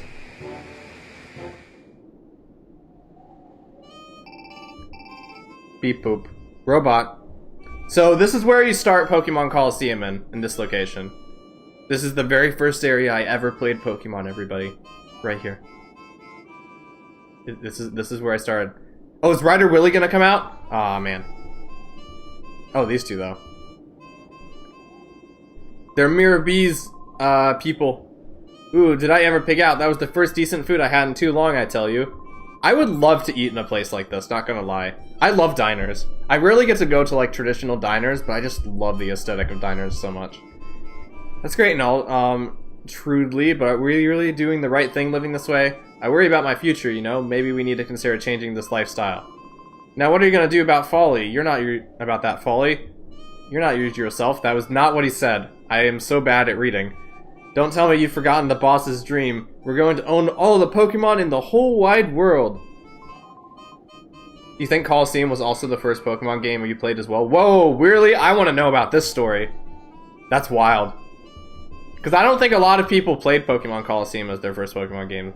That's something else we have in common as well. Yay. That's what I'm talking about. Achoo, achoo, it's Mirror B. Oh, boss. Imagine this guy comes walking into your diner. Did I overhear you two talking about me? Oh, well, if it isn't a super aggravating little boy who served me up a bitter memory at the Pokespot. Hello, friend, you're really tall. Fo, what perfect timing. For a little exercise after a meal, I'll wipe you with my elegant steps. Let the music start. I forgot we had to fight this guy. Oh, that's why the Mirror B signal showed up earlier. Okay. This guy's lifting weights. Soda and Hollow SL. Thankfully, Blizzard is gonna clear this out very well. Where's Sandshrew? We gotta get Sandshrew out here. But I don't have any revives, so I can't. I have to be very careful about this, actually. It's only level 16. Oof. I don't feel confident about this, so I think we're just gonna take out Camerupt. I mean, there's not much up to it other than it's the only Pokemon, the only game related to Pokemon we had at the time. Also could never get far because we didn't have a memory card. It's really interesting how many stories I keep hearing of, like, people not having memory cards. Camerupt has water absorb? Are you kidding me? That is so mean. Oh no. That is so mean. What the heck? Okay. Why? Why, game? Okay, okay, we have to think. Okay. As we were saying, it's weird how many stories I keep hearing about, hold on. How many stories I keep hearing about, like, people who had GameCubes but didn't have memory cards. It's funny, as a matter of fact, I think I told this story last stream. For me, it wasn't the problem that my problem wasn't that I had memory cards. It's that my memory cards kept corrupting on me. And because of that, I kind of became, like, a little bitter of the GameCube's memory cards, like, system. Nowadays, I appreciate it because it lets you save multiple save files. Back then, it drove me crazy because I didn't think the memory cards were reliable. Okay, we got Sandshrew in here, and it survived, so now we can take it out. We can take Swallow back out, and let's send in something that's actually going to, be able to defeat this thing. Flatter. I don't like Flatter. Flatter's not a very good move. Camera Up has Water Absorb. Yes, sir. Even Typhlosion is starting to get that, the gauges decrease so much faster than I thought they did. Man. Stay asleep, please. This is nap time. Lapras is here to observe your sleep. We're fulfilling Lapras's role right now. We're just putting all these Pokemon to sleep. It's gonna be great. We have Petal Dance. I do not remember what Shadow Blast is, so I'm gonna look this up. The Shadow moves only appear in this game, so I really don't... It's hard to remember what they actually do. A Wicked Blade of Air formed... Okay. Hello, Ben! Welcome to the stream! We are currently fighting a Camerupt that happened to have Water Absorb. So, that's unfortunate. And we're gonna hope that, we don't die. Icy showed up a bit earlier, which is pretty cool. Oh, wait, it just got nuked. Goated music alert. Indeed. Mirror B decided to fight us because he was full of food and he was just in a good mood, I guess. But now he's dancing. Let's go. 3 turns asleep. Camerupt's gonna wake up, though. Oh, nope, I guess they're all staying asleep. Lapras is watching over us this fight. It's beautiful. Ouch. I do not remember how reverse mode works in this game. So I'm just gonna use Shadow Blast and hope that that does things. I could also switch Sandshrew back in. I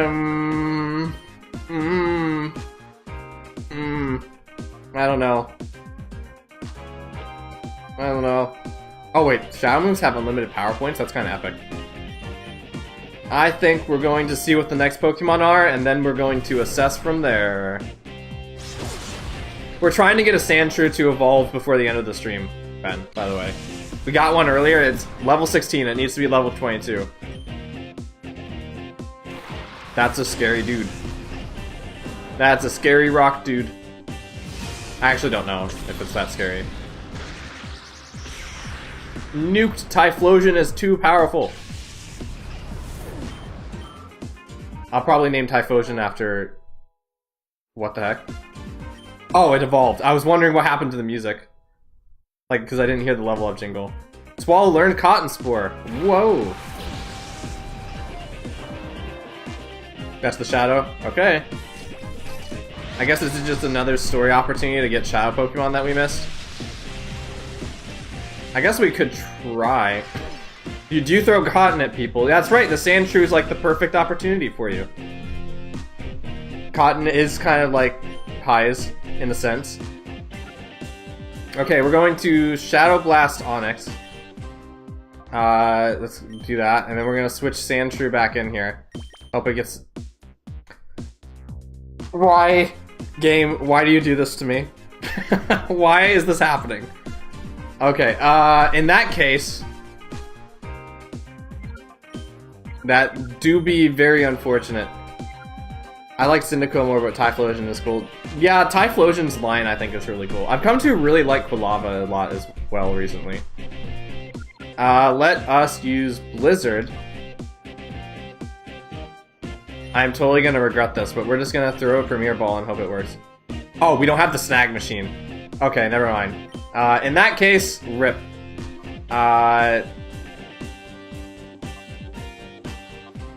I like Sleep. How am I gonna catch it? Yeah, that's right. We can't. We don't have the Snag Machine. Not very effective. Super effective. All Shadow moves are super effective against non-Shadow Pokemon and are ineffective against other Shadow Pokemon. For those who don't know the mechanics. Now, Onix, you're gonna be good, right? I should probably take out Noctowl first, though, because I want the Sandshrew to get experience. Well, that's gonna be interesting, I guess. We do have a single Luxury Ball, so maybe through the power of friendship we can manifest a Snag Machine. And just do it that way. I mean, there's a lot of shows that do that too, right? Pokemon does that sometimes, right? Okay. General question. This is probably gonna be like the dumbest question I've ever posed. Okay, so hear me out. Hear me out. Do not discredit me yet. At what point in the series? That was unfortunate. At what point in the series, is the power of friendship like... Why is that doing so? Okay. Friendship stat is best stat. E. This is an unfortunate situation. At what point is like... Because I can't think of a specific example, like... At what point does the power of friendship, like, specifically mentioned to, like, help a Pokemon? Like, okay, in Pokemon and me, there's this... this is a silly question. And I'm taking, like, 2 minutes to pose it, but, like, at what point does the power of friendship actually, like, come into play in the series? Because, like, the only one I can think of right now when I was deliberating for the last 2 minutes on how I was going to pose this question, that's, like, super simple, is, like... Man, what is wrong with me? Trico, ooh, fancy. The power of friendship, like, is in Pokemon and me, because, like, there's things in the games where it's, like, if you have a high friendship stat or whatever, like, your Pokemon will just, like, heal itself from status conditions somehow, and it'll, like, survive on 1 HP several times in a row. And it will, do a lot of incredibly other broken stuff. It'll get, like, critical hits all the time. Yeah, stuff like that. And... Noctile's still in here, dang it. I'm gonna put Trico to sleep just so we can get some experience from that thinger. Let's put Trico to sleep. Pikachu. Oh, yeah, I guess Let's Go is also an example, maybe. Because when I fought Kieran, oh boy, oh my.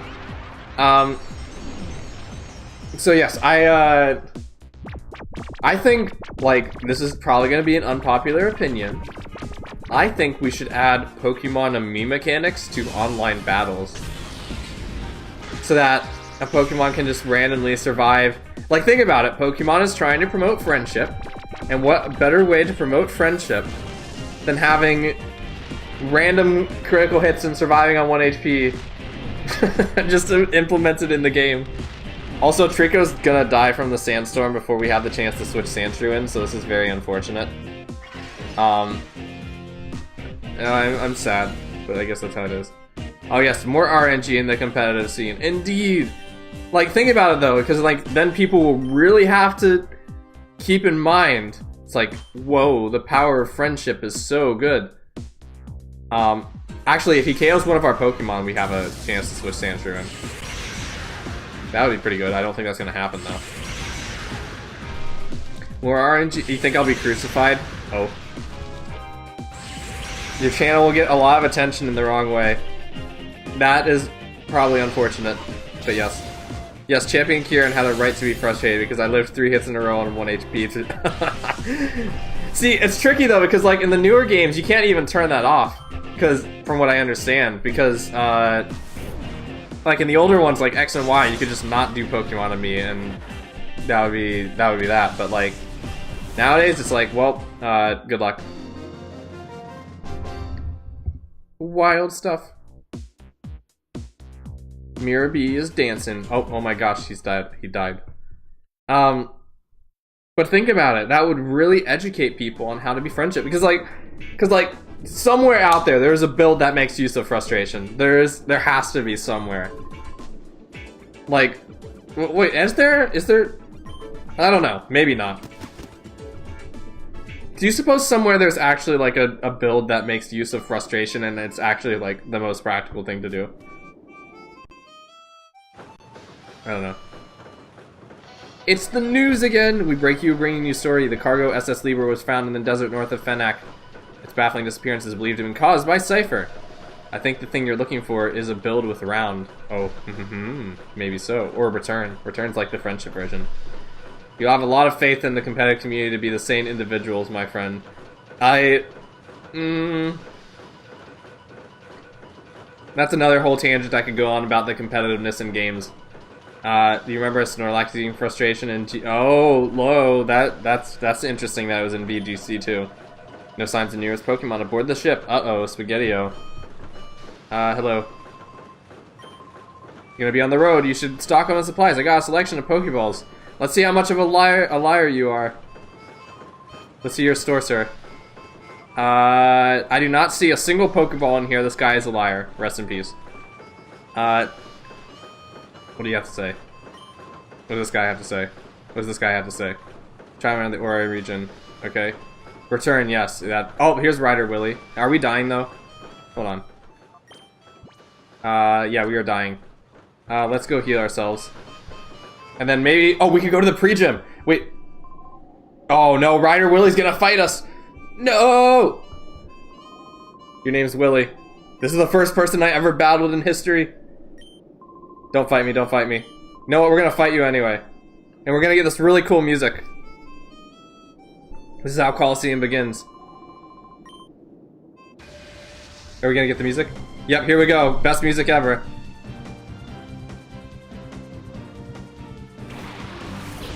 Oh wait, I just came home from Yoshmite, right? When I was up there, I kept looking at areas where I was like, we might love to have pictures up here for animating. If you ever have any... Okay, I've recently been looking for more pictures to composite characters into, so if you ever have any pictures that you want to send for potential renders, let me know.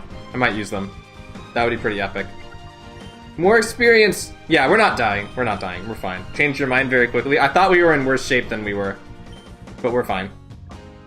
Actually, I'm going to swap out this person. If you ever find yourself hanging up there, I highly recommend it. Noted. We'll see. Someday, maybe.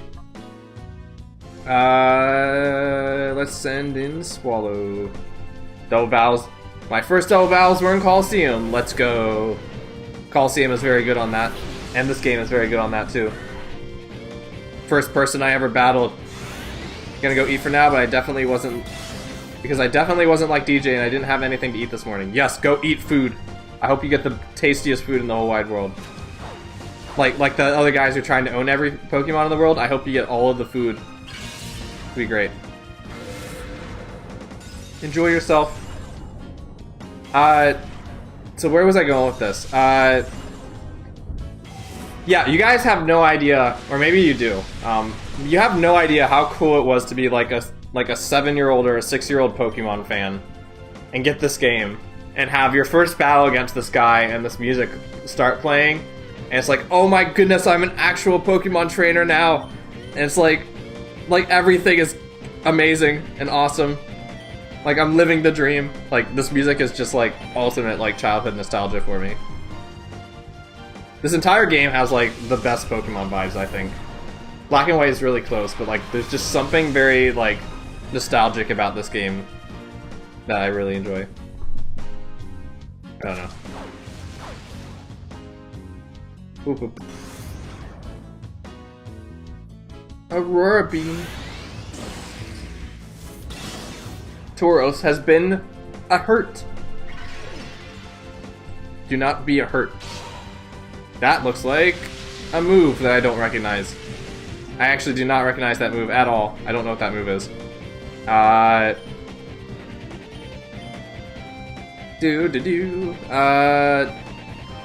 need to pay attention. Which move was it? It said that Spinarak's eyes were glowing.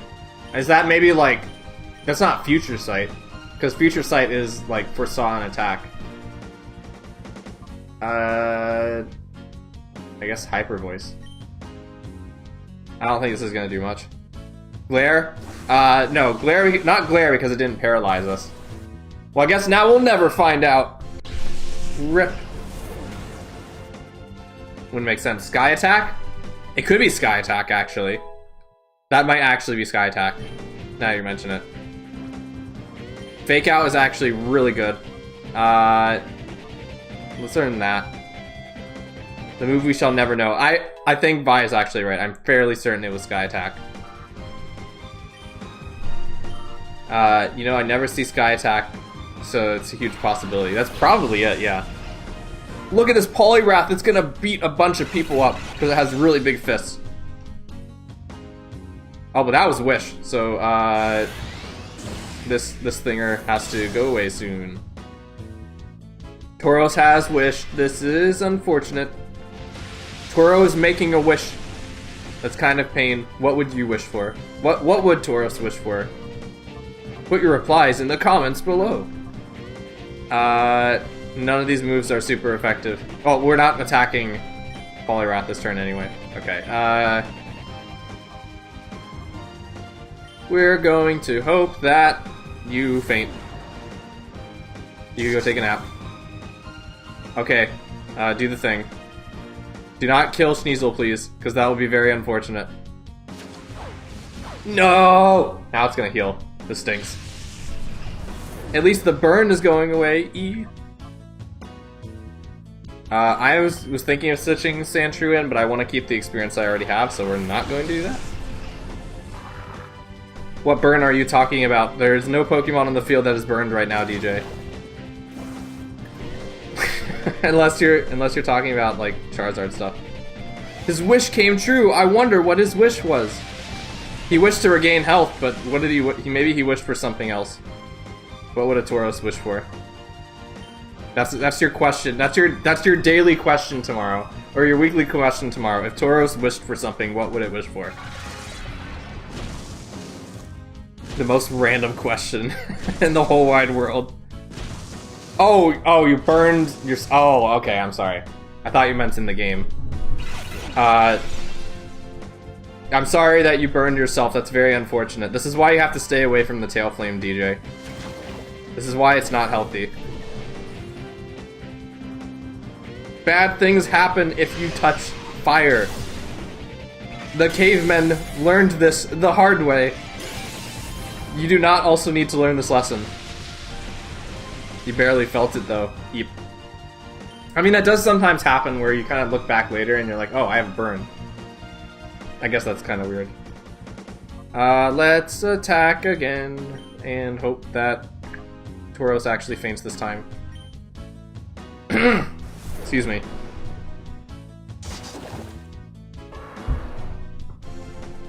Rest in peace.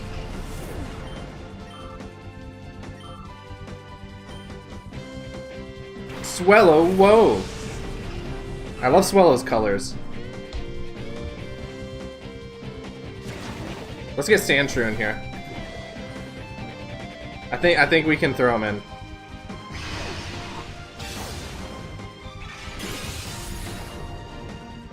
Boop. Don't faint, please. Okay. Wait, you're... Oh, I forgot that's how Wish works. Oof. I forgot that you can swap to a... Okay. That's unfortunate. Let's... I guess we'll switch you out. Now, let's hope that Sandshrew doesn't die. Let's use Bullet Seed. Since Holly is a dangerous mon, couldn't her electricity also cause a burns of sort? In Wii lore, yes.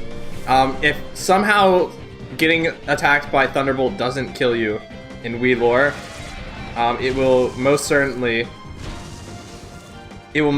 burn you. Because that's kind of how electricity works, I guess. Give me experience, let's go. Look at all that experience. I feel like Pokemon in Coliseum really don't give you a whole lot of experience. Levels come really slowly. Maybe that's because it's like split between two different things. I don't know. Let's switch back to you. And then we're gonna attack you and do this thing. Maybe that rare candy. Maybe I actually will use that rare candy on Swallow. Oh, let's bounce, not fly. Thank goodness that missed though. Having a two-turn move miss must be like the most frustrating thing.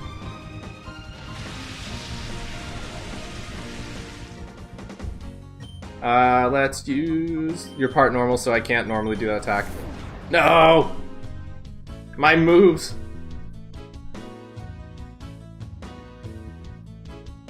Look, it's flying, everybody. That Swellow's doing really cool things, but don't worry, we're not gonna die. Because it's bouncy. That is not bounce. We're going on with 1 HP, everybody, let's go. Okay, I don't know, I forgot how funny Pokemon can be, especially in a randomizer, where it's like, the most unprecedented things that you never account to happen, just happen for some reason. Okay, level 18, we got 4 more levels to go. We're getting there, we're getting places. Ryder Willie has been defeated. The first trainer I ever fought, ever. Oh my goodness, we killed him. Don't worry, he's just taking a nap. It's like Lapras. You're tough, real tough, kid. You stopped me good, so as long as you're around, Ore's future is safe. Thank you for fighting me. Why did I do that? I didn't kill him, he just took a nap. It's called exaggeration and hyperbole, DJ. It's when you say something and it's like exaggerated.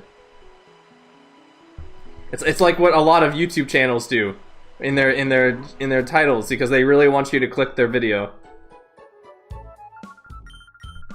I remember back in the day when YouTube was just people with a video camera and they're uploading stuff like from their like backyards or stuff. I don't know. Eep. I may be a little overly nostalgic for those days. Good, just making sure you're prepared when others accuse you of being a war criminal. It's a good thing Swallow's not here. I mean, he's here as a oh, wait, I actually want to stay in here. He's here as a Sandshrew, but, like, we don't know what Swallow... What his other side is doing right now. Well, he's eating breakfast. Whatever his breakfast is. Let's hope that...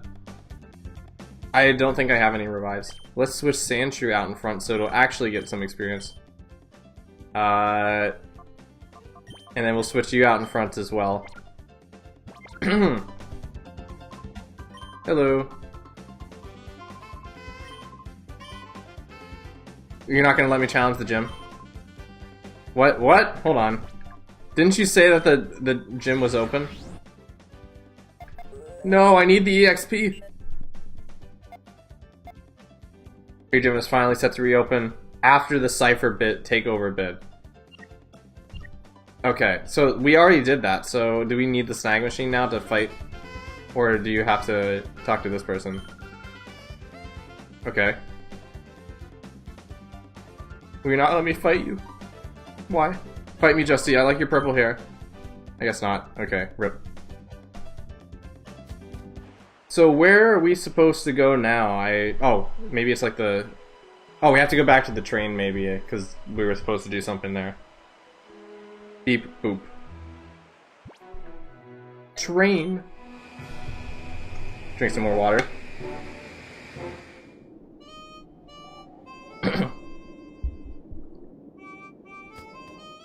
Swallow got me saying beep boop all the time. I don't know what that's supposed to mean. Cordell, I'm glad to see you. I was terrified that Cypher would find me and drag me away. See, I fled from Cypher's key lair way up north. You know that place? You people at ONBS should get our info around quickly. The key lair is a factory. It was made to mass produce shadow Pokemon. When I discovered that, I was horrified. I came to hate my job, so I escaped. When I fled, I managed to spirit away just one shadow Pokemon. Even then, there were already many shadow Pokemon. I'm sure that they produced even more since then. Is that all you have to say? Can that person be you? Here, I have a favor to ask you. Would you purify the Shadow Togepi I fled? Yes, you may. I wish you could say that. Ah, okay. Please make room in your party. I need a PC for that. I guess I'll come back for that. We located Team Snag'em. They're operating out of their old hideout. Let's go. So our oh yeah. Oh yeah, and yeah. So should these shadow Pokemon are synthetic or just corrupted Pokemon? They are... I probably should have read what that guy said. He's probably gonna... Okay, we'll do it later. So, they're Pokemon that have had their heart closed. At least that's what the game tells you. So that means... where's the Cypher Pokemon Lab? Oh, it's right here. So, like, they're just kind of like evil fighting machines without a sense of free will. So the new part of Pokemon Horizons dropped. Ooh, fancy. Is that... I've been hearing a bit about, like, some of the stuff that's coming to, Pokemon Horizons. And it seems really exciting. I was actually, ironically, just thinking today that I should probably catch up on Horizons. I did the math, and if it's like 20 minutes per episodes for all the episodes that are out now, it would be about 30 hours to watch all of it. I don't know. Maybe I could do that with, like, the server or with Mr. DJ. We'll see. You have over 500,000 gold and 3 houses. Your students are going to be living the life of luxury. It's going to be great. It's going to be fantastic. Just you've been well. I'm proud to announce the reopening of the Coliseum. That means I can finally fight those people here, but I think there's going to be a bunch of EXP in here as well, so we're going to come in here. Hello, friend. You're a new recruit seeking to join Team Snag'em or just an intruder? Let me battle you and see. Guys, are we an intruder or are we joining Team Snag'em? Please make sure to tell Team Snag'em Eve. Oh, this guy has 2 mid-evolution fire starters in Gen 3? That's kind of wild. What are the odds of that? And we also have our own fire starter? What are the odds of that? Whoa. You want to know from its side battles? Indeed. I believe the side battles in like 3 houses do give you a lot of money, if I remember correctly. So you can get money so you can train your students and make them incredibly broken and strong. Blizzard's not going to do much, but I guess that's okay. We'll switch. Oh, waterfall. That's right. Okay.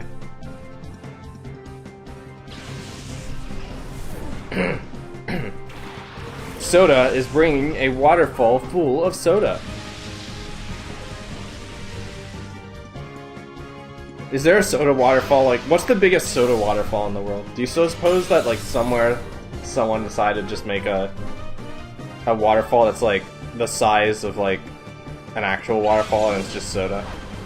I feel like that wouldn't exist for very long. It would get very sticky very quickly. Supersonic? No, that's confusion. Rip. Vi, I must ask you now, since we have brought this up.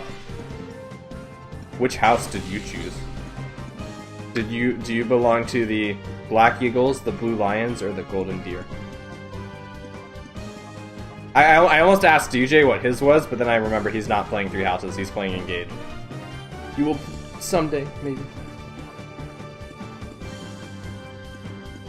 I'm just gonna use Tail Glow now, so I can destroy everything when the time comes. Even though I'm against 2 fire types, we're not gonna worry about that, I just realized. We're not gonna worry about that. The luck's gonna be on our side. Frozen, let's go, double freeze. Come on, double freeze. Come on, we can do it, we can do it. Oh, I thought that was a double freeze for a second. Rip. No, now I can't. Now it's unreliable. You chose Blue Lions because that's the first house I chose, and you still haven't beaten it yet. Oof. The Blue Lions from the Holy Kingdom of Fargus. What? They certainly have a nation that exists and has very interesting cultural customs that are universally agreed to be very good and never bad ever.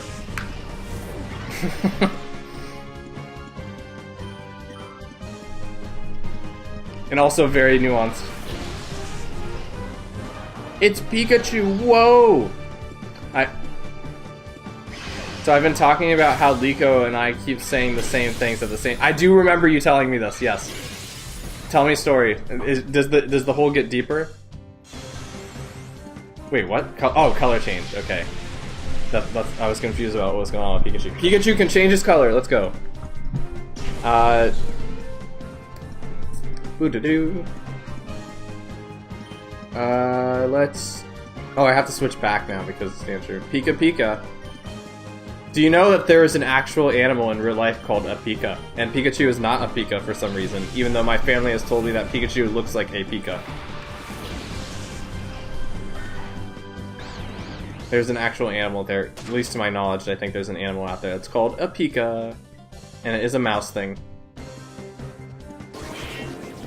Pikachu is literally sending spikes to me by wiggling its finger at me. That's horrifying. Now I've started doing the same expressions and it's wild. So when you say, oh, like the same, like, dialogue stuff. Oh, okay. I see what you mean, I see what you mean.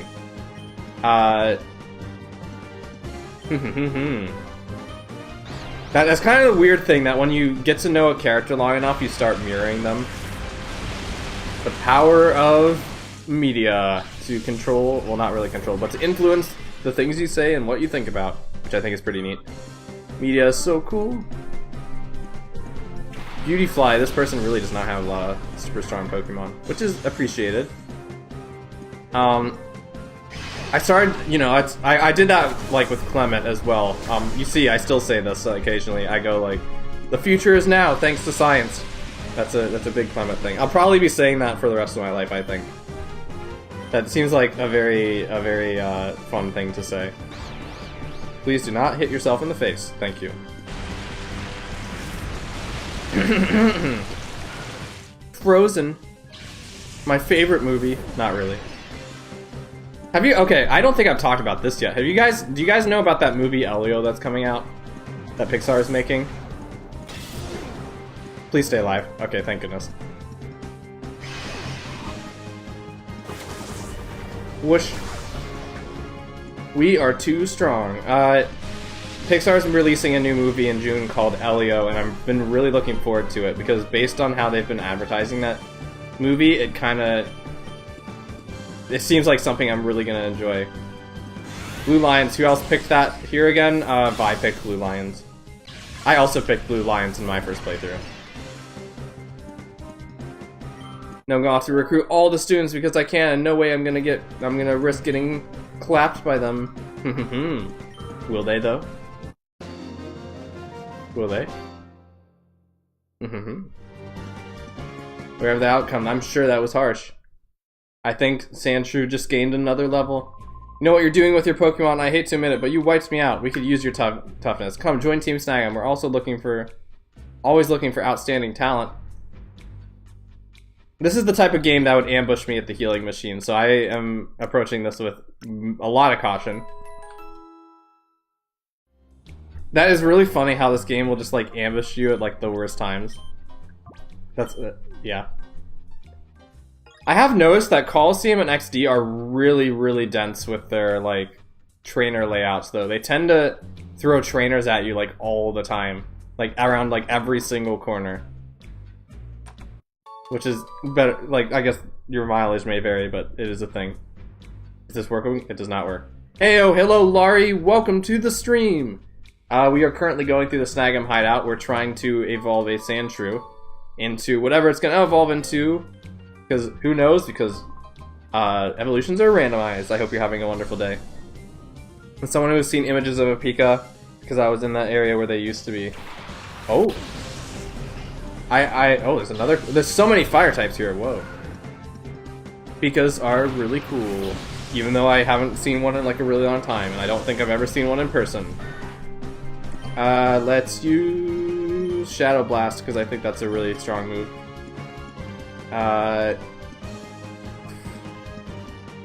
We are next to a healing machine. I'm gonna take the risk. I'm going to keep Sandshrew in the field. I say Palmet is closer to Pika. Maybe so. That could make sense. Slugma defeated. A part of me wants to kind of keep Typhlosion as a Shadow Pokemon just because Shadow, whatever that move was, is really good. And I want to keep using it. Sonic Boom! That's my favorite song. From the hit game, that's Sonic Boom. No, actually I don't think... No, isn't Sonic Boom from like Sonic CD? I just remember it from Smash Bros.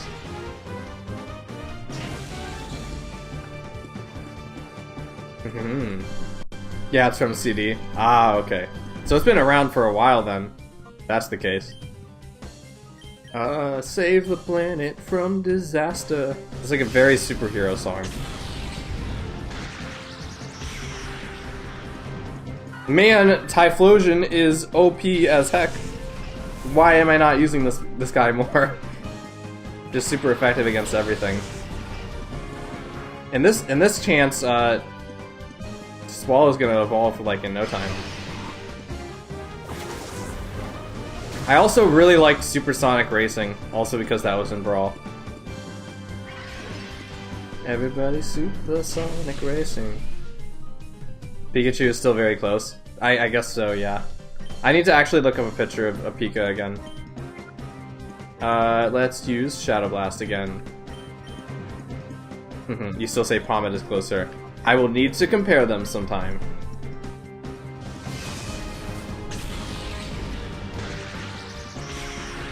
What's like the... You know, it's really weird, like, I used to think it was super weird when a song in Smash Bros. Just had lyrics to it for some reason. Just because it's... Like, I don't know, like, a lot of the music I listen... I don't really listen to music on the radio nowadays. I just listen to whatever video game songs I like.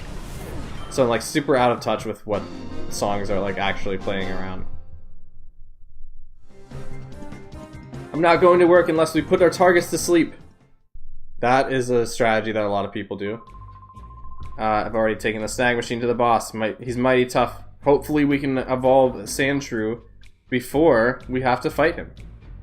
I just realized that almost all my stats are rank B to rank S, the only exception being flying because I haven't prioritized into flying.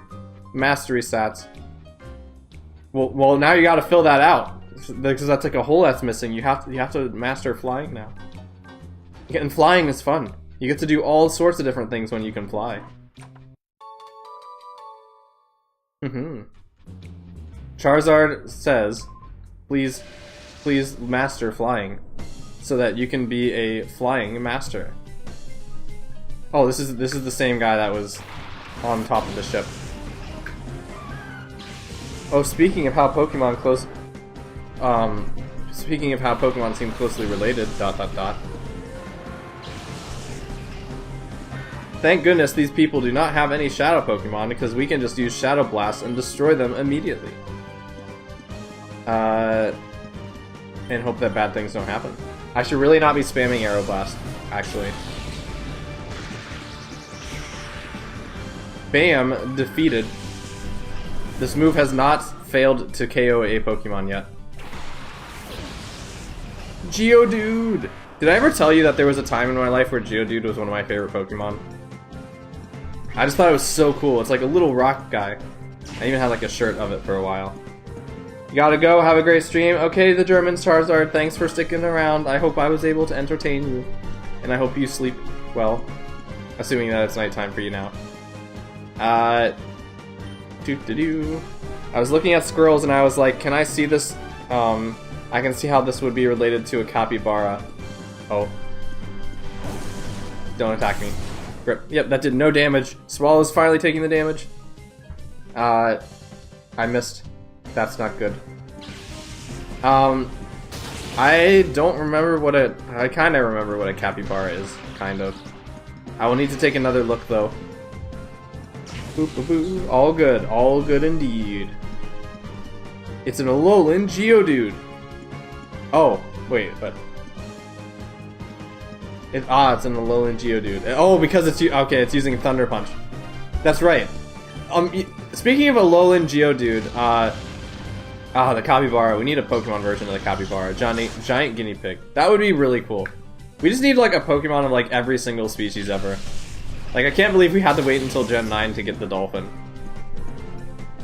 But yes, that would be the most epic thing ever. Someday. Goodbye, Geodude. The other thing that I really was thinking about doing, like, this is an older idea. These people do not have really good Pokemon. What the heck? I mean, that's good for me because, like, you know, more experience for Swallow, but, like, dang. So here's the thing I've been thinking about doing at some point for, like, a particular milestone. How cool would it be? Because, like, there are tools that let you do this. How cool would it be if I went through battle, like, Mount Battle in this game, like, with 100, like, you know, the place where you have to fight 100 trainers in a row? But I replaced every trainer on Mount Battle with, like, a subscriber, like, someone in the community. And then I could have them, like, pick their team of 6 Pokemon, and then like put them in a random order in the mountain, and that way like they would appear just randomly for me. The problem is, I feel like if I did that, I would want to have like the thing that's kind of deterred me from doing this is I feel like if we did that, I would want to have like, gosh dang it, I would like to have all the Pokemon from limitations. I would want to have all the Pokemon from Gen like 1 to 9, because obviously if people are going to be doing that, they want to do it as like a form of self-expression of themselves. And kind of being limited from Gen 1 to 3 kind of limits the amount of team compositions that you can have. Also, just because of how the community is built up, you'd probably see a lot of EVs, you'd see a lot of starters, you'd see a lot of maybe a few legendaries, so on and so forth. So, yeah. Typhlosion might die. Nope, never mind, they were not smart. Also, this Kakuna is using Calm Mind. It's going to be the calmest, most chill Kakuna in the whole wide world. I'll figure out some way of doing that, but that would be something I'd love to try someday. Maybe. Level 21, we could use our rare candy now and theoretically evolve Swallow. That would be pretty epic. I recruited all the recruitable students. Let's go. Now you get to view all of their support conversations. Speaking of which, I did start a tier list for every support conversation in 3 houses, but apparently I lost my progress on that. So now I've kind of deterred from doing it. But someday I will return and do it. I will rank every single support conversation in 3 houses. I have some really good obscure ones that are like absolutely amazing. I recently learned that Ferdinand and Marianne's support is like super amazing. It's one of my favorite supports in the whole game now. Just because it kind of worked in with some thoughts I've been having recently. If you did do that, be prepared because someone would probably use a few legendaries. Exactly. Like, it wouldn't be about, like, being competitive. I would at least hope that that's why people wouldn't make their teams. I would hope they'd make their teams to represent themselves as a person, not, like, what would be the most competitively viable team at the time. Which route in 3 houses? Either one be sad in its own way. That do be the nature of 3 houses. It's also cool that you've been playing, that you know about 3 houses as well, Laurie. Vi is playing the Blue Lions at the moment. 2 revives, let's go. We desperately needed those. Hello, sir. Can you fight me? Oh, okay, yeah. All of my 3 houses knowledge came from me, and I will give you all the more 3 houses knowledge that you need, if you so ask. I feel like I have an okay, so you know how there's that like term of like imprintment, so like you know how like a baby duck like imprints on like what the first thing they see and stuff like that. I feel like that was me with 3 houses. Like 3 houses like imprinted on me for some reason, and now I'm just like super obsessed with it. And I have been for 5 years. Blue Lions, that was your first route. Let's go. Why are there so many Corlavas here? What the heck? Blue Lions was my first route too, actually. I'm not. Hold on, I'm thinking if I want to say something. I'll save that for another day. But yeah, I was a Blue Lion. Boop, boop, boop, boop. The Blue Lion House, led by Dmitry Alexander Blated from House Feldarius. No, he's not from Feldarius. He's from House Blated. House Feldarius is where Felix is from. If you so desire, I could tell you the entire situation of, well, maybe not all of it, but most of it in Farius. What houses are in charge of what, and so on and so forth. Level 22, let's go! Swallow's gonna evolve. You actually grinded a lot off, so I think I'm gonna be fine for at least a while. Indeed, indeed. Swallow's gonna evolve after this battle, everybody. What's Swallow gonna be? What's our favorite Drago gonna be? Our local server Drago gonna be? If it actually is Lugia, that would be kind of crazy. I really kind of hope it is. Goodbye, Totodile. I will miss you. Mudkip. That would also be epic. If it's Mudkip, it'll evolve after one level, though. So that'll be interesting. I'm hoping it's another Pokemon that can evolve, just because that would be super epic. Swallow is evolving! It's gonna be a Magikarp, isn't it? That would be very unfortunate. If it's an actual dragon, then that's gonna be epic as heck. Oh, okay. That's pretty wholesome. It's a Zoomerl. I could see that. That's a Swallow thing. But I hope you manage to snatch a Shadow Swampert, because Swampert happens to be your favorite Pokemon and is not out of the question. Boop-a-boo. It's the bunny. Now we got a little Swallow guy here. Boop-a-boo. He's dancing. I do not know if there's... Oh yeah, it sends us a notification if more Pokemon can be purified. And now we have our Swallow guy. We have not been getting a whole lot of EXP, so I'm going to actually keep Typhlosion in. I think we have fought you already. I don't think we need to fight you anymore, so we're not. I've fought my battles. I want to go fight the big guy now. I will not fight another guy unless I get ambushed. We're doing this. Wait, actually, no. What am I talking about? This is a randomizer. We need to fight these people. What am I doing? That's the whole point. Fight me.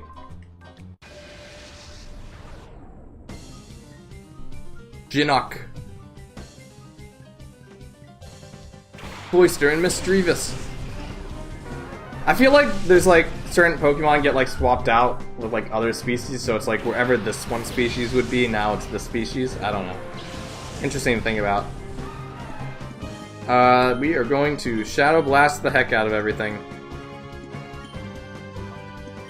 Flying is physical or special, I don't remember, in Gen 3. Bam. That actually survived. Whoa, okay.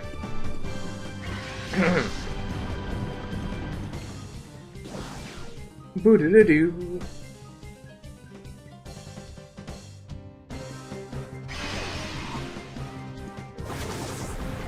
It's dancing.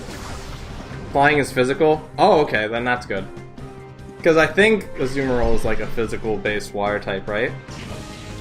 In that case, Aeroblast is gonna be okay. But maybe I just recognize Azumarill as physical because of its ability, and it doesn't have that ability yet, so who knows? I guess we'll use Metal Claw. We could also purify Typhlosion soon, and it's going to gain a whole bunch of levels because it's been fighting in all these battles. Whoosh. Double Edge. That is a good move, I think. Let's get rid of Teeter Dance. I'm gonna drink some water.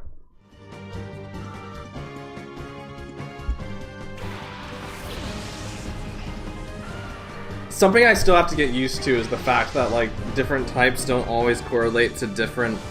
Like, if a Pokemon's a water type in this rando, it doesn't necessarily mean they know a water type move. So it's, like, really hard to get used to. I don't know.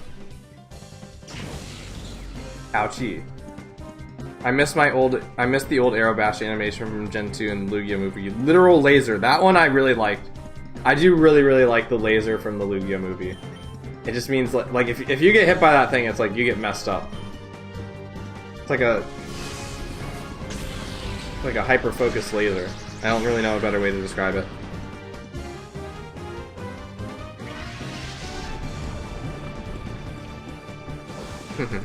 Oh, that's why it's not doing it a whole lot. Because it keeps using acid armor.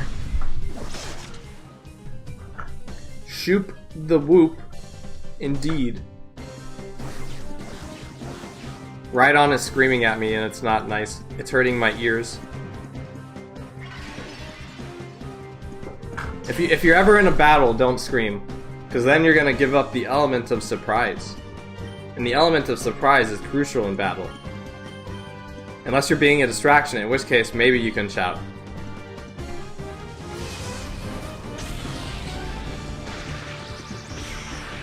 There we go, defeated. Experience gained. Also, we don't see these Pokemon returning to their Pokeballs after they're defeated. They just kind of become a little, like, spark of dust and, like, fly away. So are they going to heaven? Where are they going? Are they going to teleport, like, away from the field? That's a stealth situation. Yep, no shouting during stealth situations. Unless you're being a distraction. I just realized I've been in reverse mode this whole time. Don't worry about it.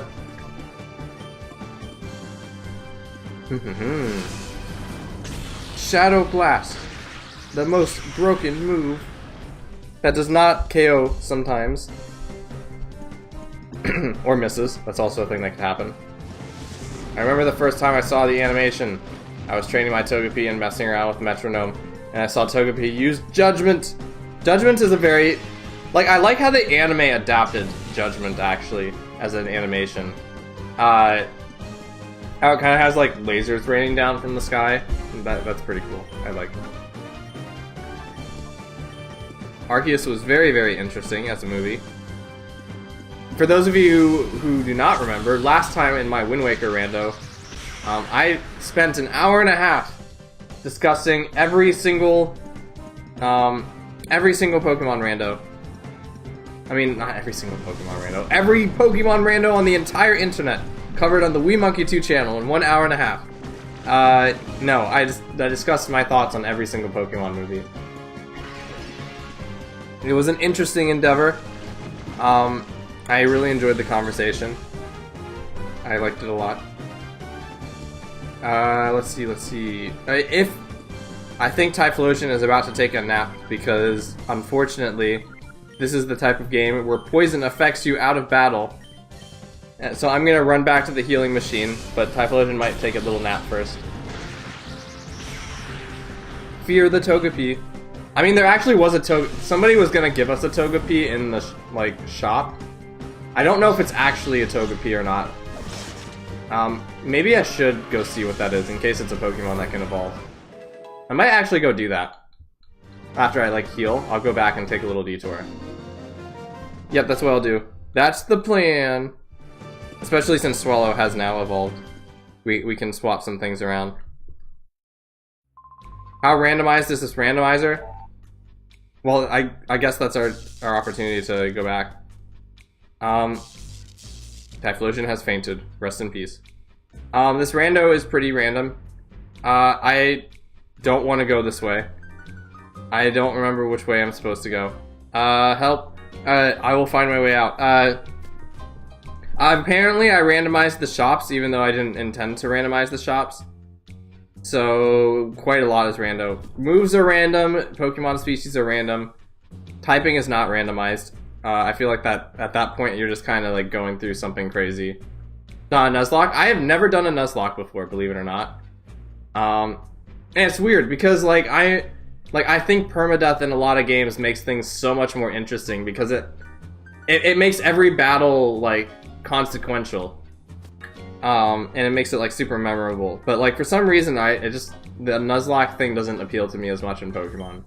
I think it's because in main series Pokemon, you can't really, like, aside from like triple battles, you can't really adjust your positioning. And not being able to adjust your position, like, really kind of limits what you're able to do in order to prevent deaths. So, I don't know. It's just not I guess not as intriguing to me personally. But it is cool, and it's a good way to add difficulty, for sure. Maybe I'll try one someday. Let's go put a Pokemon in our party so that we can see what that Togepi is, since we've been discussing Togepi. Remember, Arceus was not a thing at this point in time. Let's see... Guess we'll swap you out for a minute. I wonder how hard a PMD Nuzlocke randomizer would be. You know, it's funny you bring that up because I was just thinking about this again now that we were talking about randomizers. You know what kind of effectively is a Pokemon PMD randomizer in actually in the game? Those 99 floor dungeons that require you to start from like a specific level. I think those are kind of like randos because like when you're going, or like there's some like small little Nuzlockes because when you're going through them, you recruit like an entire, at least in Pokemon DX, you recruit like an entire army of Pokemon to fight with you. And like while you pick up Reviver Seeds and stuff there, like you don't always have like Reviver Seeds to like revive some Pokemon that like fall in battle. And there is like positioning and stuff you have to take into account. So like you kind of form connections with your little army. And as they die, it's like, no, I can't lose you. It's actually really, really fun. Like, those floors are awesome. At least I think so. Like, from the few times I've tried them. We accepted Togepi. Is it actually Togepi, though? $1 million question. It is not Togepi, it is Rapidash.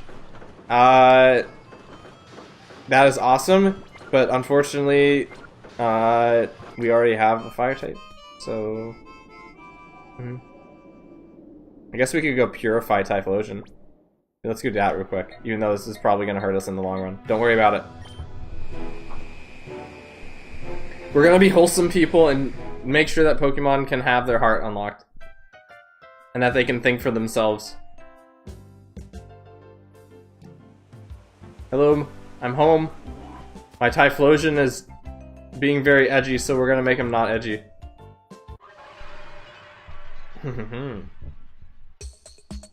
These guys still got 1,000,000 miles left to go. Holy smokes. Can I just put them in here to purify? Grab this guy. Put this in here. Boop, boop, boop. No, I want to keep editing. Our little Hollow SL is gonna help purify our Typhlosion. Bam. Purity Forest, highest I ever got was 455. 4 steps away from the stairs, and a Magcaro fire blasted me. My poor Leafeon didn't stand a chance. No!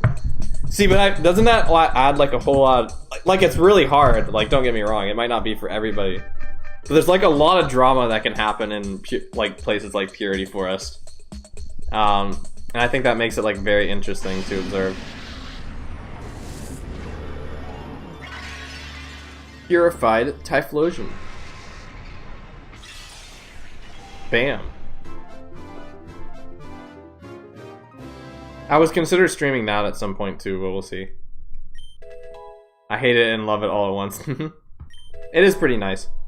I did not see what that move was. Leech Seed. That is not a move. Not a move that I want on Typhlosion, at least. Do-do-do-do. Do-do-do. Do-do-do-do. I love the level up noise. He's gaining all the levels, because we were using him like a crud ton in that area. Holy smokes. One more? Okay, nope, okay. As promised, I will name this person Vi. There we go. So bam.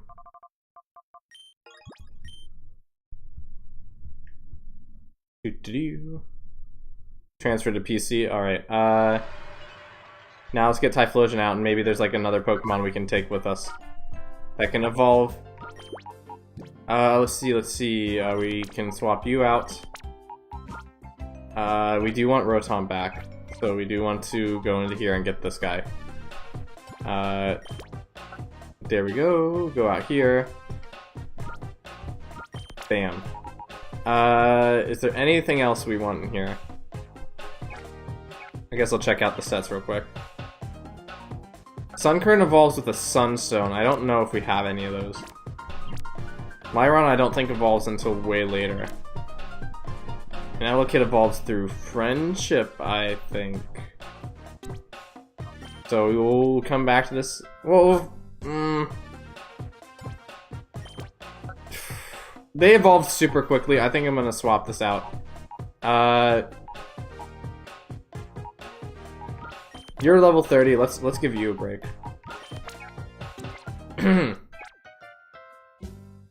Elokid evolves at level 30. Wait, it doesn't evolve through friendship? Really? I could have swore it evolved through friendship. Well, it is level 22, so maybe maybe we have a chance. I'll swap you out. I'm gonna be so underleveled for the final boss because I keep switching all of my teams around. It's gonna be crazy. I don't know what I should do. That didn't really do much. Yep, I learned something new today. I could have swore it evolved through friendship, because isn't that how most, like, baby Pokemon evolve? Okay, those are all from the same gen, so I guess that was a thing they did later. I see. I understand. Knowledge has been acquired. I'm probably gonna clear up the Snag'em base, and then I'll end the stream for today. I feel like that might be a good stopping point.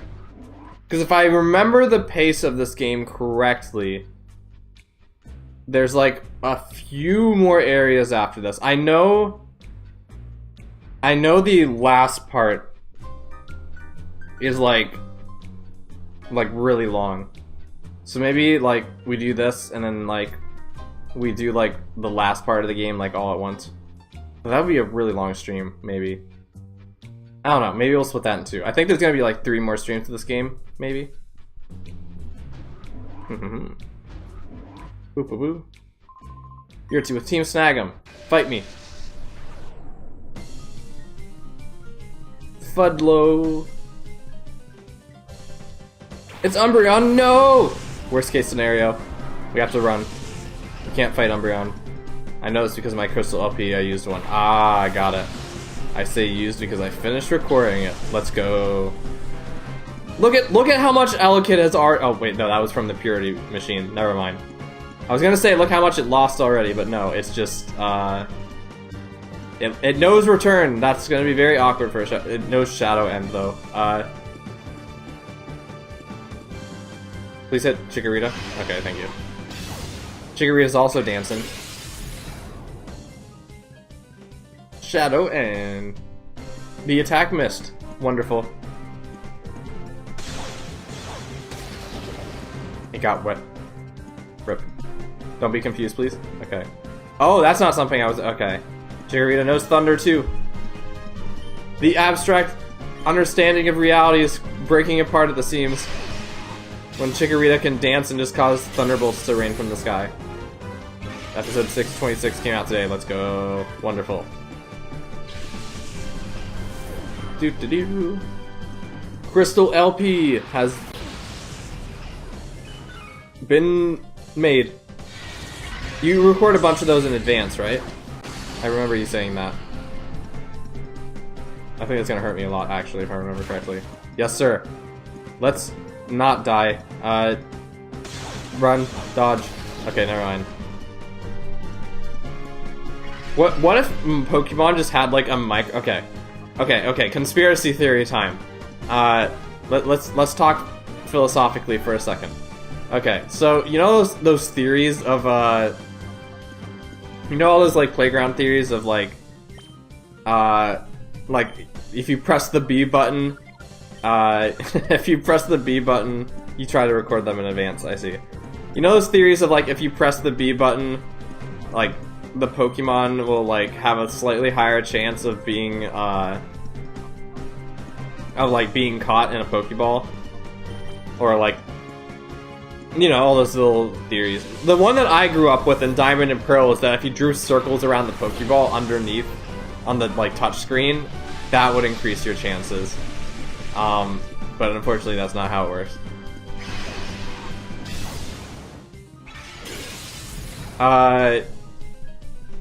So, okay, conspiracy. That's not good. That's Solar Beam. A present? Whoa! What kind of present? Please be a nice one.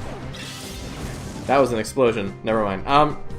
What if, like, along the same lines, what if every single Pokemon game in existence has secretly been built in always hold B to catch a Pokemon in Pokemon XD? We do not have the snack machine, so I can't put it into practice, but next time, that will be the chance. The chance for us to hold B. Okay. So, what if every single Pokemon game since Red and Blue secretly has like a microphone installed. Like, don't worry about the limitations of the console. Like, the developers are skilled enough that they can do that. What if every single Pokemon game has a conspiracy where there's a secret microphone in the console, and if you say dodge, like right before the move gets executed, you have like a 0.2% chance of dodging the attack. Like remember in Gen 1 when every attack always had a 128 chance of missing, even if it was a 100 accuracy attack? Like what if that's just a remnant of like, what if that was them attempting to implement a dodge mechanic where they want you to feel like the trainer, like in a super connected way, so you say dodge and your Pokemon just like dodges the attack. 1 and 256? Ah, my bad. Hexadecimal numbers.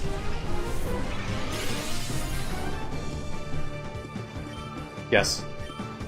Pokemon is secretly sentient and we just have been fooled this entire time. This game is listening to me right now as I'm playing it. And it's also aware that I'm streaming this game, so it can hear all of you guys too. Like you think your microphones are turned off, but this game knows. This game knows what you're saying. I do not have any PowerPoints left. This stinks.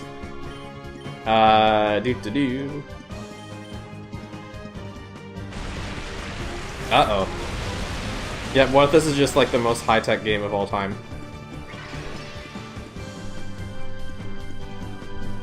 Psych Up, that's a move I actually really like, but no one else uses.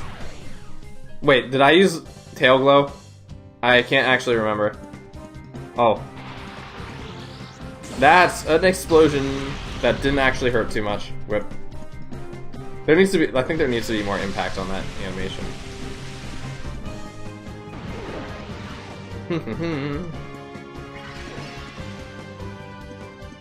I need to switch. Oh, because you're in a bind. I'm going to change Typhlosion's moves after this. Holy smokes. Let's try Waterfall again. You want to know what's crazy about the 1 in 250 glitch? It actually got a minor patch in Stadium 1, so they know it existed. Oh, or did they patch it out? If they patched it out, that's a different thing. Well, obviously they knew it existed if they patched it out, but like, I don't know. Voltorb used Tail Whip, even though it literally has no tail or anything that it could whip. Me.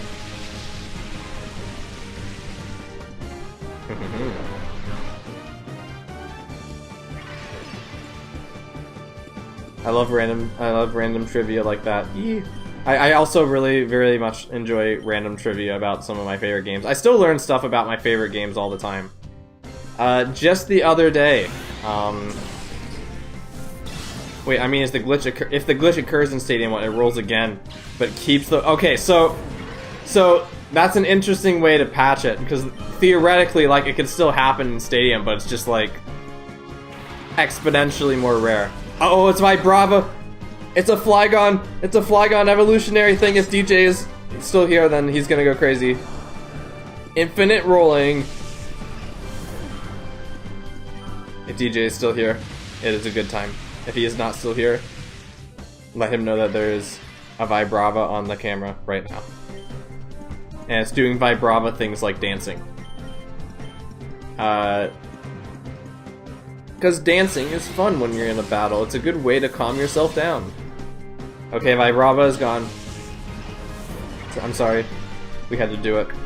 Do not tell DJ anymore. If you sent him a message, delete that message.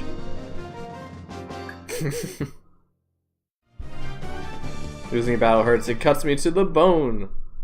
I'm gonna look at my TMs because, holy heck, I need to change Typhlosion's moveset very badly.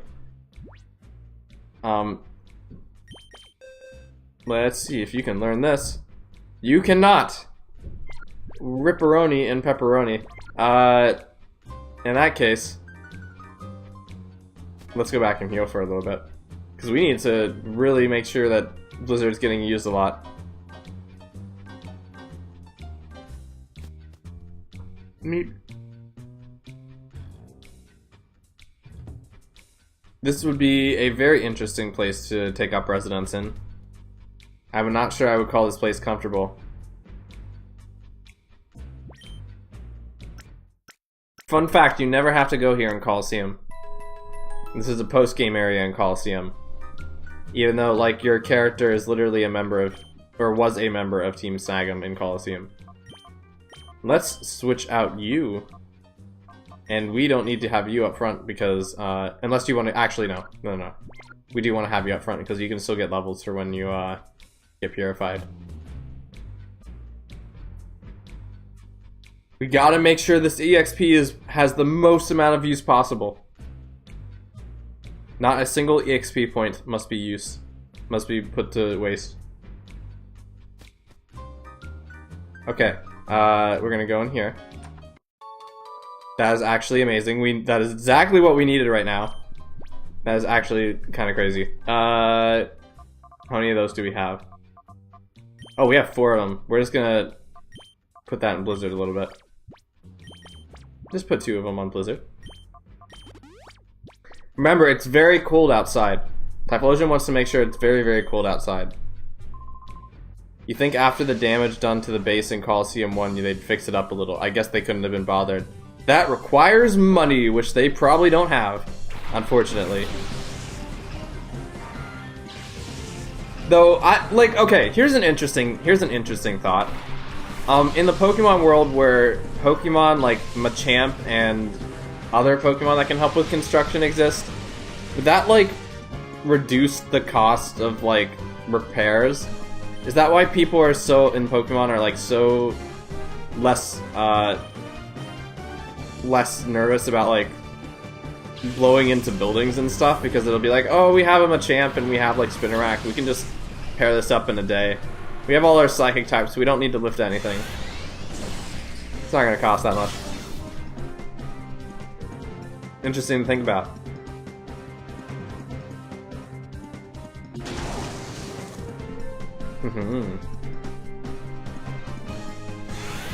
Needle arm, whoa. There's a lot of needles on that arm.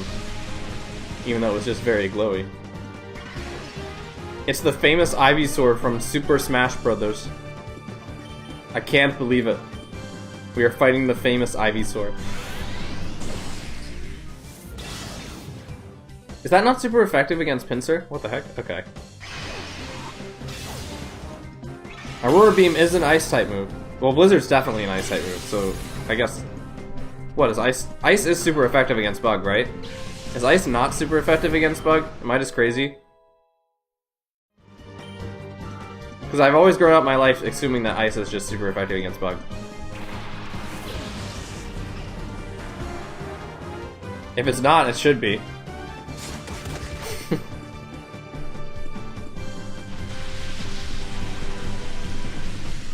You make a good point. With Pokemon having jobs, Pokemon unions suddenly sound like a different thing entirely. I know, right? Like, it's interesting to think about because, like, certain things have demands in the real world because, like, you know, they have value. So, like, if someone, like, let's say, like, I don't know, a tree falls on your house and you need to have a repair done on your house or your roof because a tree fell on it. In a world, like, the reason why that, like, you know, probably costs a lot of money is because, like, not everybody has that skill set or has the, like, resources necessary to actually repair their own roof. But if you have, like, a Machamp, let's say you have, like, a world where Machamp exists, or, like, a bunch of fighting type exists, or psychic type exists that can just literally lift things all over the place without any problem. Like, yeah, you're still gonna have to buy, like resources and stuff, but, like, it wouldn't be as expensive because, like, I don't know, like, I mean, you could get into the whole, like, you know, people selling Pokemon thing, but obviously I think that the game makes that very clear that, like, that's not a good thing. It's a Feraligatr, like in the PMD Mystery Dungeon Fire Emblem game I've been playing. Whoa. Hitmonchan is very good at dodging. And crying. It seemingly. And dancing. Doo-doo-doo. PMD Fire... Okay, oh yeah, you weren't here for this. I've been playing there was a PMD... There's a Fire Emblem Sacred Stones ROM hack I've been playing, since 2 or 3 days ago, called Pokemon Mystery, or Fire Emblem Bound Destiny. It is a Fire Emblem ROM hack with, Fire Emblem's, core mechanics and stuff. We are getting a lot of freezes. I'm really liking this. Double freeze, come on. We're due for it. Oh, okay, never mind. So it's like a Fire Emblem game mechanically, but it's like a PMD styled game. So it's about humans going into a Pokemon world and doing stuff like that. And there's I don't know, it's kind of hard to explain. There's a lot of moving elements in the game. And a lot of really cool story elements that I'd love to talk about. But basically there's one point in the game where it's really cool because you start off in the game in a revolution against these Pokemon that are fighting back against their human captors, and then the revolution has some other nuanced things that arise from it that aren't good. So this other faction of humans end up getting involved in the mess, and now there's a dynamic between two sets of protagonists who all believe different things and are all trying to support one another, and it makes them come to blows, and it's super cool. It's awesome. I've enjoyed it a lot so far. And I've been joking that the game has been personalized for me because Fire Emblem and PMD are two of my favorite things ever. Kind of. And so that's a combination of them already. Then, later in one of the arcs, one of the main characters becomes a Charizard, so that's another win for me. Because, Charizard. But, even beyond that, I could not believe this, but there was a level in Arc 2 of that game that was, I kid you not, a direct parody and reference to the Twilight Siping segment of MGS2, which is another one of my favorite games of all time. That I've, thought, I consider it to be the second most profound game I've played ever behind Three Houses. And they had a reference to that scene specifically from MGS2, and I'm like, holy smokes, out of all the things they could have referenced, they referenced MGS2 specifically. And I was like, this is perfect. This is perfection. That chapter is also really cool, because what they do is, you're playing against the humans against, these, rogue Pokemon. Adjutant system, is that where you have a unit attached to another, pair-up? Oh, that was something Vi said. For Pokemon, incorporate the adjutant system from the... I would like that. That would be fun. I'd love to see an adjutant system.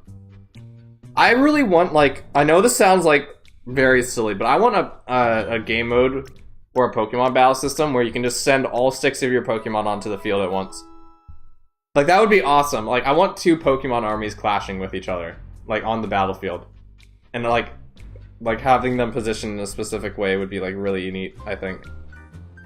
So that would be cool.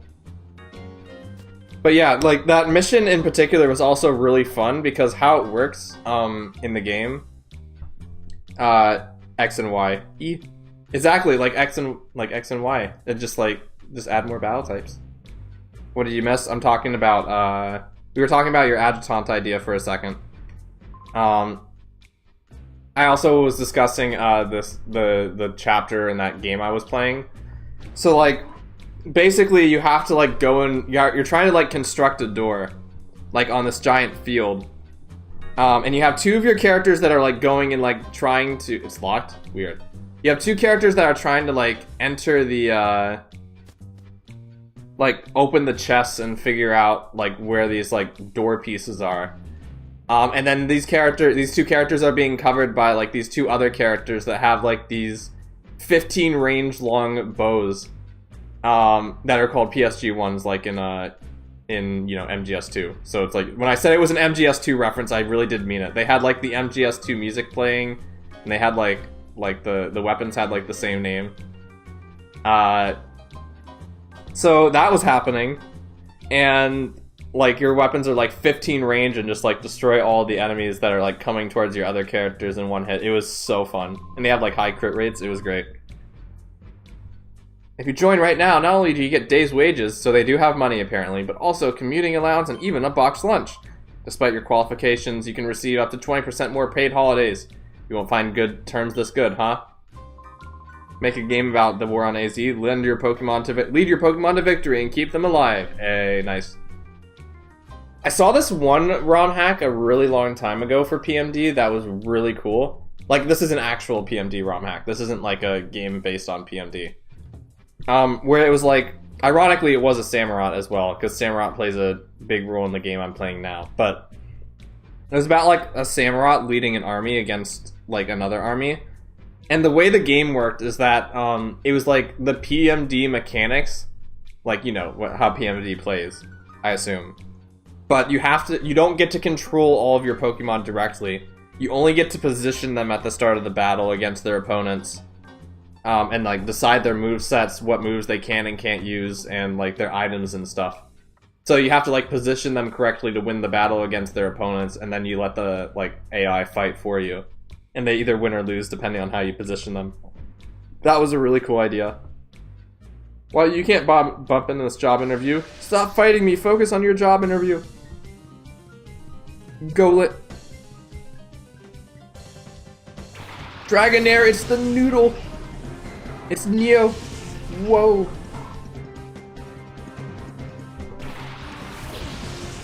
Don't let Neo know that we are fighting a Dragonair. That will make him very sad. I forgot we have Fake Out. We should use that. I miss Neo. Neo's still around. I was talking to him earlier today. So look, Neo's dancing. He's doing dancing things. Noodle. Indeed.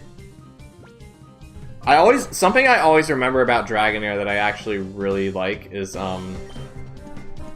why do so many Pokemon have Arena Trap? Okay.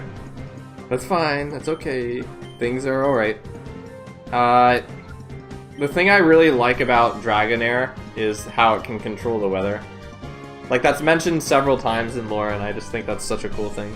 I wish I could control the weather. Boop. Return! Even though it's a Shadow Pokemon that does not have its heart open, they can use... Okay, Spiel can use Frenzy Plant. I see how that works. Whoosh. I'm back. I was playing Nicktoon All-Stars Brawl with a friend, and now I'm having dinner. Ooh, tasty. I should get food soon. I had a small pizza earlier today, but I have like 2 slices left over. After this stream, it will be mine. Ouchie. Speaking of Neo, I updated the bleep they made me 2 years ago. Has the Explorer Scarf. Let's go. Also, Neo, no! Poor Neo. Rest in peace. Sam, I just woke up from a 3-hour nap. Can barely see as I type this out. Hello, Sam. Welcome to the stream. I hope you're having a... Well, you just said you woke up from a 3-hour nap. So, I hope your nap was fantastic. And I also hope that whether or not you're going to continue your nap or if you are going to continue going about the day, whatever you decide, I hope it is enjoyable to you. I can also switch my Pokemon now that Dragonair is not there. Boop, boop, boop. They put the Patrick beam in the game. No, this is Patrick. Eep. Our Typhlosion is going to destroy everything, even though we don't have our shadow moves anymore. It's just gonna use Blizzard and destroy everything. Speaking of D&D, and since Doduo is here, I also think I recently mentioned that I wanted to see a Doduo in a PMD story, just because I think that would be interesting to have like the dynamic with the heads. And I did read a PMD story a long time ago. That did have a Doduo as a main character. I think it was called Defenders of Warmth. Yeah, I think that's exactly what it was called. But the Doduo in that story only had one head. Like, that was kind of the gimmick of that group, is that they each had like some quirky characteristic about them from their normal species, and Doduo's was that it only had one head. Speaking of Doduo, goodbye Doduo. Spheal is just super OP. Rest in peace. I always like to imagine Pokemon Mystery Dungeon game, but in full 3D with full movement. You can fight the enemy Pokemon or choose to hide as they patrol the floor. That would be cool. Okay, there we go. Finally, a legendary. We were due. Laurie, if you have not seen, if you may not know about this, do you, like, are you into, like, VR chat? Is that something you enjoy? Because there's a friend of mine, named Nari, or Totem Komo. He's currently in the process of working on a, huge, Pokemon Mystery Dungeon VR chat world. Crabhammer from Latios. That, thank goodness I survived. He's currently working on a VR chat world for, Pokemon Mystery Dungeon, and it's gonna have, like, dungeons and, like, guilds and stuff. So that might be, like, I don't think that'll be, like, a stealth mission. I'd love to see, like, a PMD, I'd love to see a PMD stealth mission of some kind, but, like, that might be something you're interested in. From the moment my friends PMD have their, menu screen finished, but we ultimately plan to scrap the Mirage's accessories, do the sprites and portrait reach the oh, okay. I didn't realize there was a color limit. I guess that makes sense. Sounds cool. I need to get into 3D modeling. Well, there's always a place to start. You always gotta start first. So that'd be really cool. I was gonna mention this, actually. I had just recently finished a class on 3D modeling. So I got to use ZBrush for the first time, which is like the industry standard like modeling software. And the cool thing I learned about ZBrush while using ZBrush is that a lot of the tools that are in ZBrush, excuse me, are actually in Blender as well. So not only did I learn that software, but I can actually apply a lot of what I learned to my Blender workflow. And it is, like, if you guys have not learned sculpting, I recommend you go out and learn sculpting, because holy smokes, I have never felt so empowered than after learning a skill than I have, like, in class, than I have been from learning sculpting. Because, like, making characters used to take, like, freaking forever. And it's still, like, I'm not saying it's still easy, because, like, you still gotta put in work to make it good. But, like, especially for, like, the characters that I like to make, like, you know, like, simple, like, silly creatures like Pokemon, like, having access to ZBrush, or just, like, learning how to sculpt, like, is a game changer. It is such a big game changer for, like, actually, like, making characters and stuff. Because, like, obviously, you know, like, if I'm gonna, like, create, like, make a living out of this someday, I would like to be able to make my own characters, because I can't, like, you know, always use Pokemon stuff. So that's gonna help with that, for sure. A friend of mine has a really cool artwork that someone drew an evil Sylveon, and it looks like it has a combination of Dante Phantom and LT Gray in its eyes. Spooky. It's like a very spooky thing. Especially the Danny thing. Interesting combo. Let's use Blizzard, and we can just KO this in one match. Getting through these battles does really take a while. Because, like, since every battle in this game is like a double battle, each of them take a considerable amount of time, which is interesting. Sculpting, I'll try to learn it. One step at a time, but yes, I do, like, I would recommend that's something to get in your skill set. Because, like, if you can sculpt something, retopologize it, rig it, and then animate it, then, like, the amount of things you'll be able to do creatively, like, goes up, like, tenfold. Because, like, as an animator, like, I've used Pokemon for a lot of my animations, and I was able to learn, a lot of my skills that way.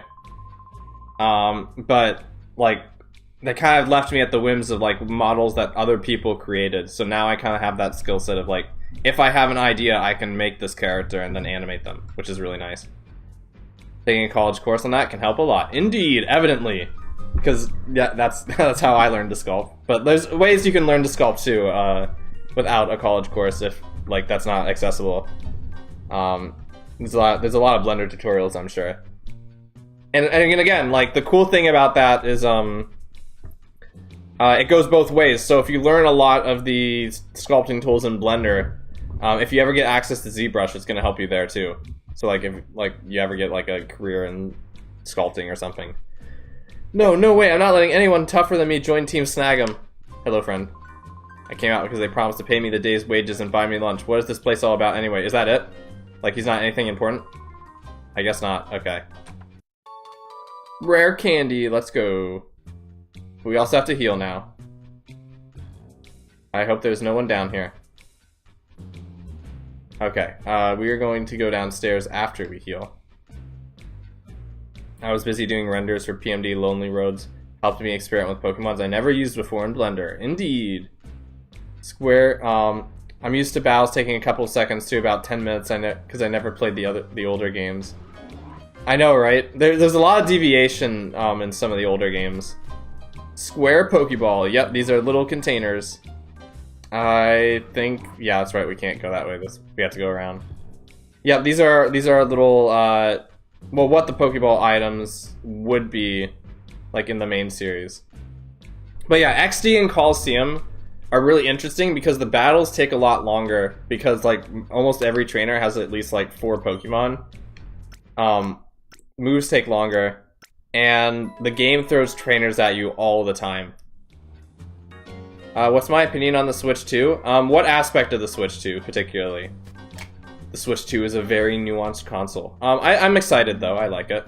I like what I've seen. A lot of the games coming out on it look really good too. Like, we are getting a Kirby Air Ride sequel, and that makes me super ecstatic in and of itself. Oh, well, this is where we're supposed to be. Okay, awesome. Hey, walk-in. Look, okay, add this guy to the list of muscle-mans in this universe. That snag machine you say you went and got? It's too honking small. How am I supposed to fit this on your arm? Oh, that's actually a plot point. Holy smokes. But it's not because the machine's small, it's because your arm is so thick. Shut your yap. Bring me something so useless as this, huh? I know, right? He's actually like a plot point that this guy is just super ripped. Who's that kid there? Those arms are huge. Yeah, like, why are people in Ore just like so full of muscle? And this guy doesn't even have the biggest muscles in the whole wide world. Despite the prices, do you like how smooth games run, like ZA run better than on the first Switch? Oh, of course. Like the prices are like, you know, like that's a thing that's going on. And it's kind of unfortunate for the consumer, but I think I think a lot of what we've seen for the games is pretty neat. ZA in particular, I think, looks a lot like pretty cool. But yeah, I'm looking forward to seeing what comes out of it though. Right now, I think on my list of games that I'll be getting on the Switch 2, Mario Kart World. I screamed in terror when I saw the price for the Switch 2. It was kind of a shock, yeah, for sure. It was definitely a shock for me as well. I'm not surprised though. Like, I feel like at some point they were gonna have to go up a little bit longer, like a little bit more, just based on how things are going. But like, yeah, it's kind of unfortunate, but like, I'm not really surprised. But yeah, in terms of games I was thinking of getting on the Switch 2, Mario Kart World will probably happen because, like, Mario Kart's a big social game. Metroid Prime 4 is another one I'm keeping my eye on. And Kirby Air Riders is like the big thing for me right now that I'll be looking for. And then ZA, of course. And now I fish in 3 houses because that helps build your professor level. Are you gonna grind all the way? How long will you fish, Fi? Please let us know. Are you going to grind all the fish? Oh, wait, that's right. You do have a limit on how long you can fish. Based on how many baits you buy. Because I think there is a limit. Always wait till Black Friday or Cyber Monday for an electronic device. Not a bad idea. Just better make sure you get those when they come. Okay, so here's something that a friend told me. I was telling him that I didn't pre-order the Switch 2 just because I've never really pre-ordered things in my life. Rest in peace, Elekid. I probably should have paid attention. And where was I going? Fish depends on how much bait you have, indeed. But can you buy unlimited amounts, though? Will you fish as many times as you possibly can fish? You gonna fish until I'm 100% out of the bait? Getting every single piece of professor point. Yeah, my friend was telling me that I'm probably going to regret not pre-ordering the Switch 2. Just because I've never... So, like, here's the thing. Okay, so I know there's this whole thing... Oh, that's right, he's a dark type. I know there's this whole thing about, people, like, pre-ordering games and stuff, like, before they come out so they can have access to them. But I have not pre-ordered a game in, like, 15 years. Like, I know consoles are different, but, like, I have not pre-ordered a game in 15 years, gone to the store on launch day and have the person behind the counter say, hey, we do not have any copies of this game left. So, here's hoping that doesn't happen for the first time with the Switch 2. If it does, I may be going on an adventure to try and find it. I don't know, that kind of sounds fun, actually. Like, going from store to store trying to find a Switch 2. Like, famous last words. But, I don't know.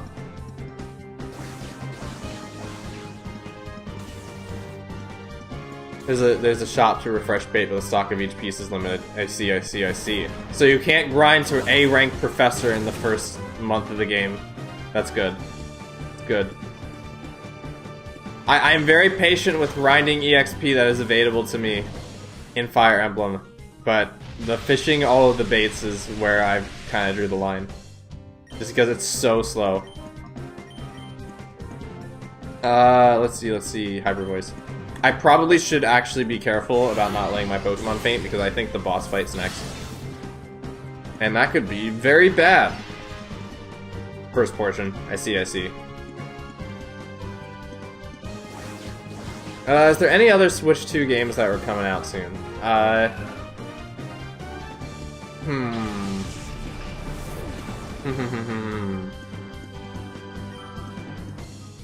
know there's that Donkey Kong one, but I'm not super...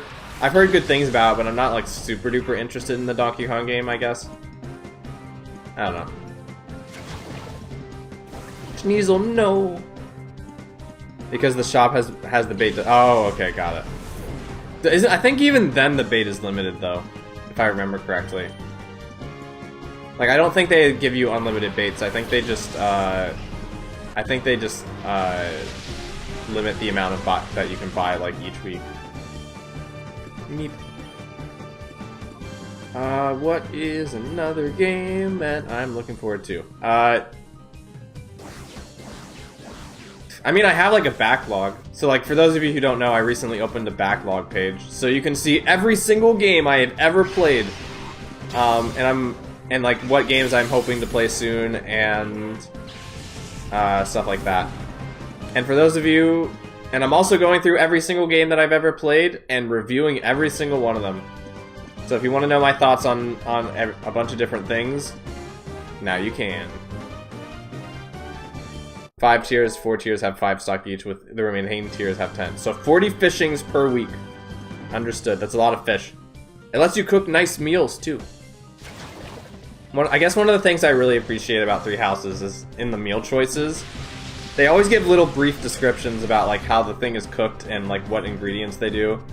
And the things that certain people like is dependent on, like, where they come from and what resources they have access to. I don't know, it's one of my favorite things. It makes me want to be a cook. Three Houses makes me want to be a cook. It's per month, actually. Okay, that's even better. That way you're spending most of your time in Three Houses, in the battles and in the monastery instead of fishing. Oop. Hey, it's not bad. Pretty impressive, I must say. Listen, kid, why don't you join us? We'll smash Cypher together. You snag all the shadow Pokemon from them using the snag machine, Cypher will collapse. When it happens, Team Snaggle will step up and take over. How about, will you join us? I decline. Alright, you mean to get the snag machine back, no matter what. Fine, you have your snag machine back, but only if you can beat me. Boss theme again? Let's go. Look at that guy's mustache. How do you get a mustache like that?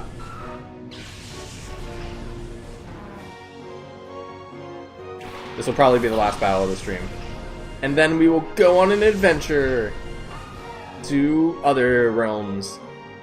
Not actually, we'll probably stream this game again soon. Until it is done. Let's see. Aggron is probably not weak to ice. We did not heal. I just realized. RIP. They call it styling. It's very impressive. Like, how do you get your... Like, you need to have a lot of gel in order to have your mustache, like, up like that, though. Like, holy smokes. Let's use a revive. That's gonna be very handy. How many of those do we have? I'm gonna use a revive... Oh, we only have 2. Do we have enough to get through this battle? Man. I can't believe Elekid has fainted. Rest in peace. I really should have paid attention. Do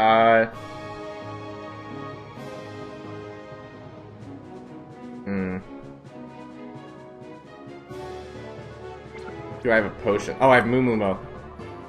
I should be using that. Where is my items? Where is my Mumumo? Can I sort this? Oh, there it is. Okay. Nice. Bam! HP recovered. Speaking of Mystery Dungeon, there's this artist I recently found who does Mystery Dungeon fan art. They are amazing. I can doodle, but their art is just superb. I need to learn how to draw better. Drawing is not a skill that comes naturally to me either. Like, pretty much as, like, I don't know. Like, I respect the people who can do it well. But usually, like, when I do draw, it's either to just, like, get quick ideas down on paper, and they're usually not, like, super duper refined. I don't know. I definitely respect the people who can do it well, because the thing is about Blender and, like, 3D in general is, like, you have some kind of restrictions based on, like, the bones you have positioned, and, like, the way your vertices are, like, placed in space. Like, okay, here's a good way to put it. 3D is a lot... I'm not saying this to make it sound like 2D isn't this, but I feel like 3D is a lot more mathematical and, like, rigid than, like, 2D is. Whereas, like, in 3D, you can have, like, things positioned in, like, specific spaces with specific values. And you can use those values to kind of form your understanding of the next thing. So, like, for example, you can have a bone like... Yeah, you can see that? Indeed. So, like, for example, like, a model is made out of vertices, and those vertices are, like, placed in certain spaces with specific values. Where am I going with this? And then, like, the way that bones, like, those bones are affected by, like, those vertices are affected by bones that have, like, a certain level of influence affected by certain values. And then, of course, like, you know, the animations themselves and the bones' positions and rotations and scales they all have their own values that you can adjust. Whereas, like, in 2D, 2D is a lot more freeform. I think that's where its advantage comes. You don't have those restrictions for better or for worse, which makes it easier to, like, just do whatever you're thinking of.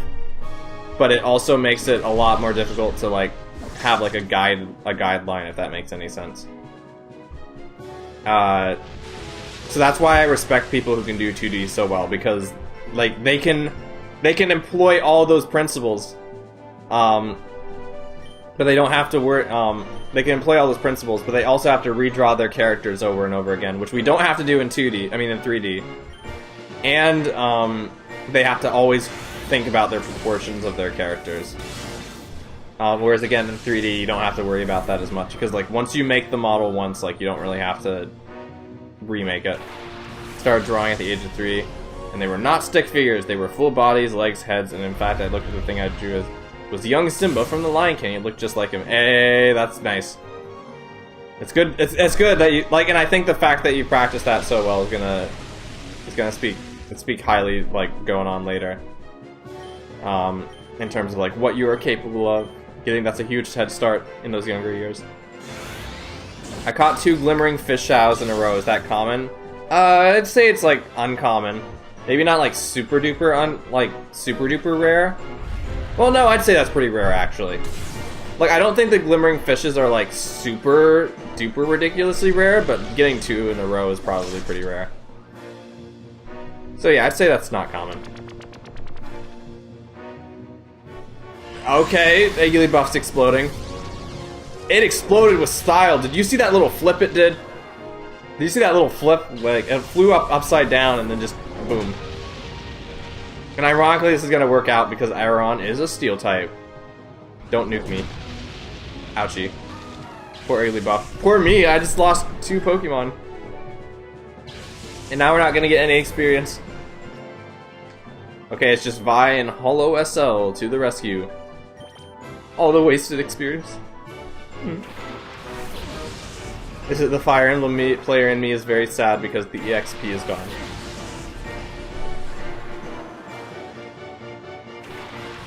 There have not been a whole lot of strong Pokemon aside from that Latios. Did I ever tell you who Shiny Charizard reminds me of? You have not told me who Shiny Charizard reminds me of. Oh, these are his last 2 Pokemon. Interesting. Didn't think Igglybuff could pop like that. It's like Jigglypuff's Final Smash in Smash Bros, where it just grows up really big, and then while it's shrinking, if you touch Igglybuff, or Jigglypuff, you just explode. Reminds me of Dark Spyro. I have never heard of Dark Spyro before. Interesting. I imagine he's from one of the Wii games, the Legend of Spyro series. It sounds like something from the Legend of Spyro, if I had to guess, but I don't know for certain. Volbeat opens his mouth while he sleeps for some reason. Ouchie. I should probably heal because we are now actually running low, and I do not want to die and do this all over again. Also, I think Aeron's been in the battle this entire match, which is interesting. Boop -a boo. Blizzard. I did not check the amount of power points left on Blizzard. His appearance happened when they... Yeah, that's what I was thinking. That's Legend of Spyro, I believe.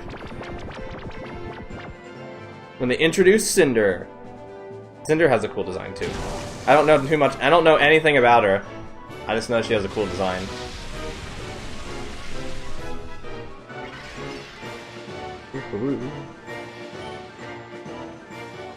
And then Skylanders came out, and that's where Spyro was for a little bit. Yeah, I hit Blizzard on Aeron this time. Even though it's not very effective, it's gonna freeze. Never mind. Jump kick. Oh, did I tell you guys about the Volbeat jump scare I had one time?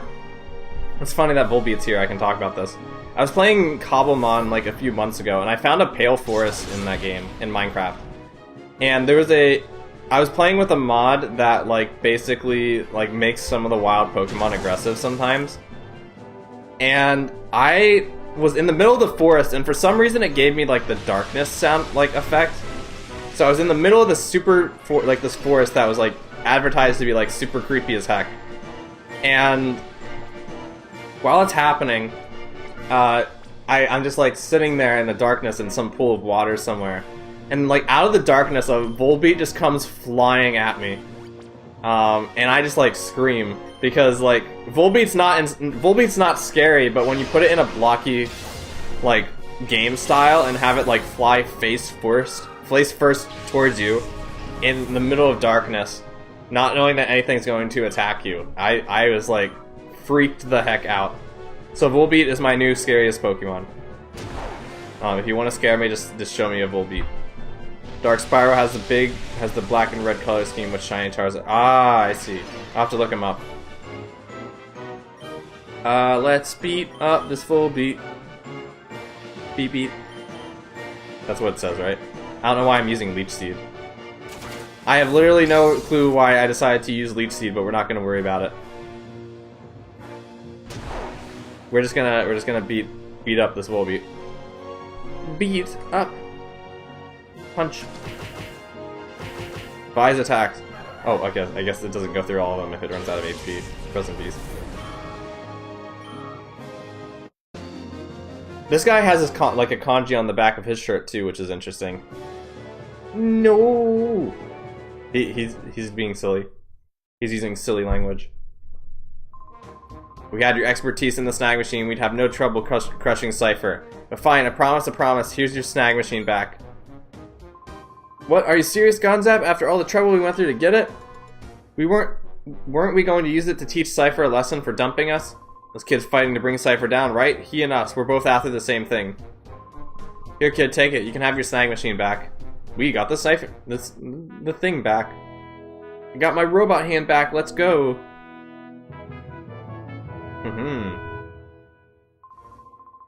The thing didn't fit my arm anyway. Oh yeah, I might as well give you this too. It just goes to show how I can be generous. Gonzap's key, let's go. This is a gift from me. There's a chest in the corner of the ground floor, take it. Oh yeah, that's right, that was the locked one. Get going. We're looking forward to you crushing Cypher. That's what Team Snagma will be in the control. Dark Spiral also appears in Skylander Academy Netflix show. They had a Netflix show? Interesting. Spyro was kidnapped and turned evil. Spooky. I didn't realize that Skylander had a Netflix show. Interesting, interesting. Let's get out of here and... Mirror B, we are not here today. Oh wait, it was this close the whole time? My goodness. My goodness. I should have found that earlier, but I guess that's how it works. They dabbled into Spyro lore for that. I see, I see. There was a Netflix show. Wild. How old is it? Did it come out like in... I feel like Skylanders was only like popular around like 2012 or like 2010, right? So like they would have like it would have been really early. A while ago, yeah.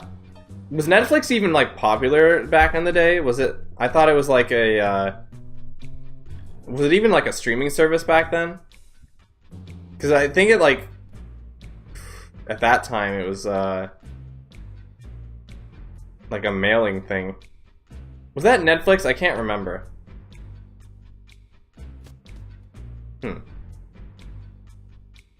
Where is that locked chest that we were looking for? Mirror B. Mirror needs to appear again sometime, along with this theme music. Indeed, they are bops. We used on Gonzap Key. 1 at TM30. Epic. Let's get out of here. But not that far back, okay. It would be cool to see Mirror B again someday. That would be epic as heck. I like how they're letting us walk around here. Like, now that we've beat them. So, like, when we first came here, like, if we went here, we would go to the loading screen. And they did that so we can't do this and go around the building the back way. But now that we have, like, we can do this. That's pretty funny. But yeah, I think we're going to go... Where do we want to end the stream? What location? Let's see. What's like a cozy location we could go to? I really like Fennec City, but let's go to Agate Village. There was a piece of lore I had for the longest time where Jolteon was originally supposed to be from Agate Village. It's different now, but that was the lore back when I made some of my first animations. So if you go back and like check out Jolteon's forts and like my really old videos, you'll see pictures of like a black and white. If you look real close, you might see like some pictures of a black and white photo of Agate Village, and that's why.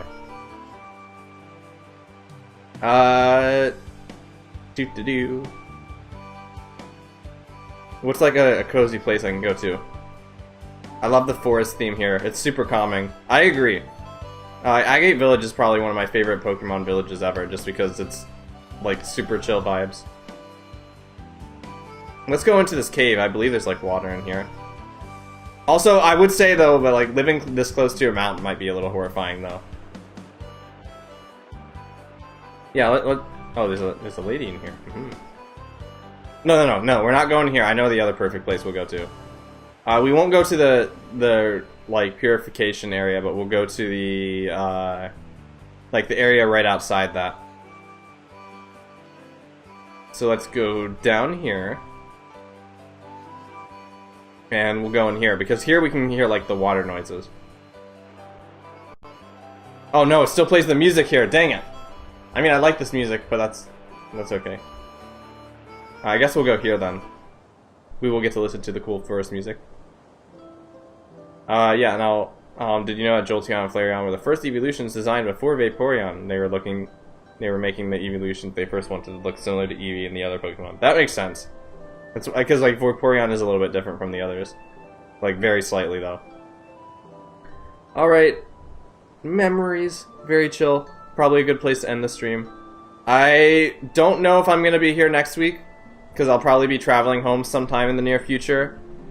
I probably will be. We'll see. If not, I'll stream next week. If I am, I'll stream next week. If I don't, then it might be a bit more up in the air. But I'll try to stream again soon so we can finish this game. Be great. Anyway, thanks for sticking around, everybody. I hope you spend the rest of your day doing a lot of really cool and amazing stuff. And I'll speak to you all later. Bye-bye. Have a nice day.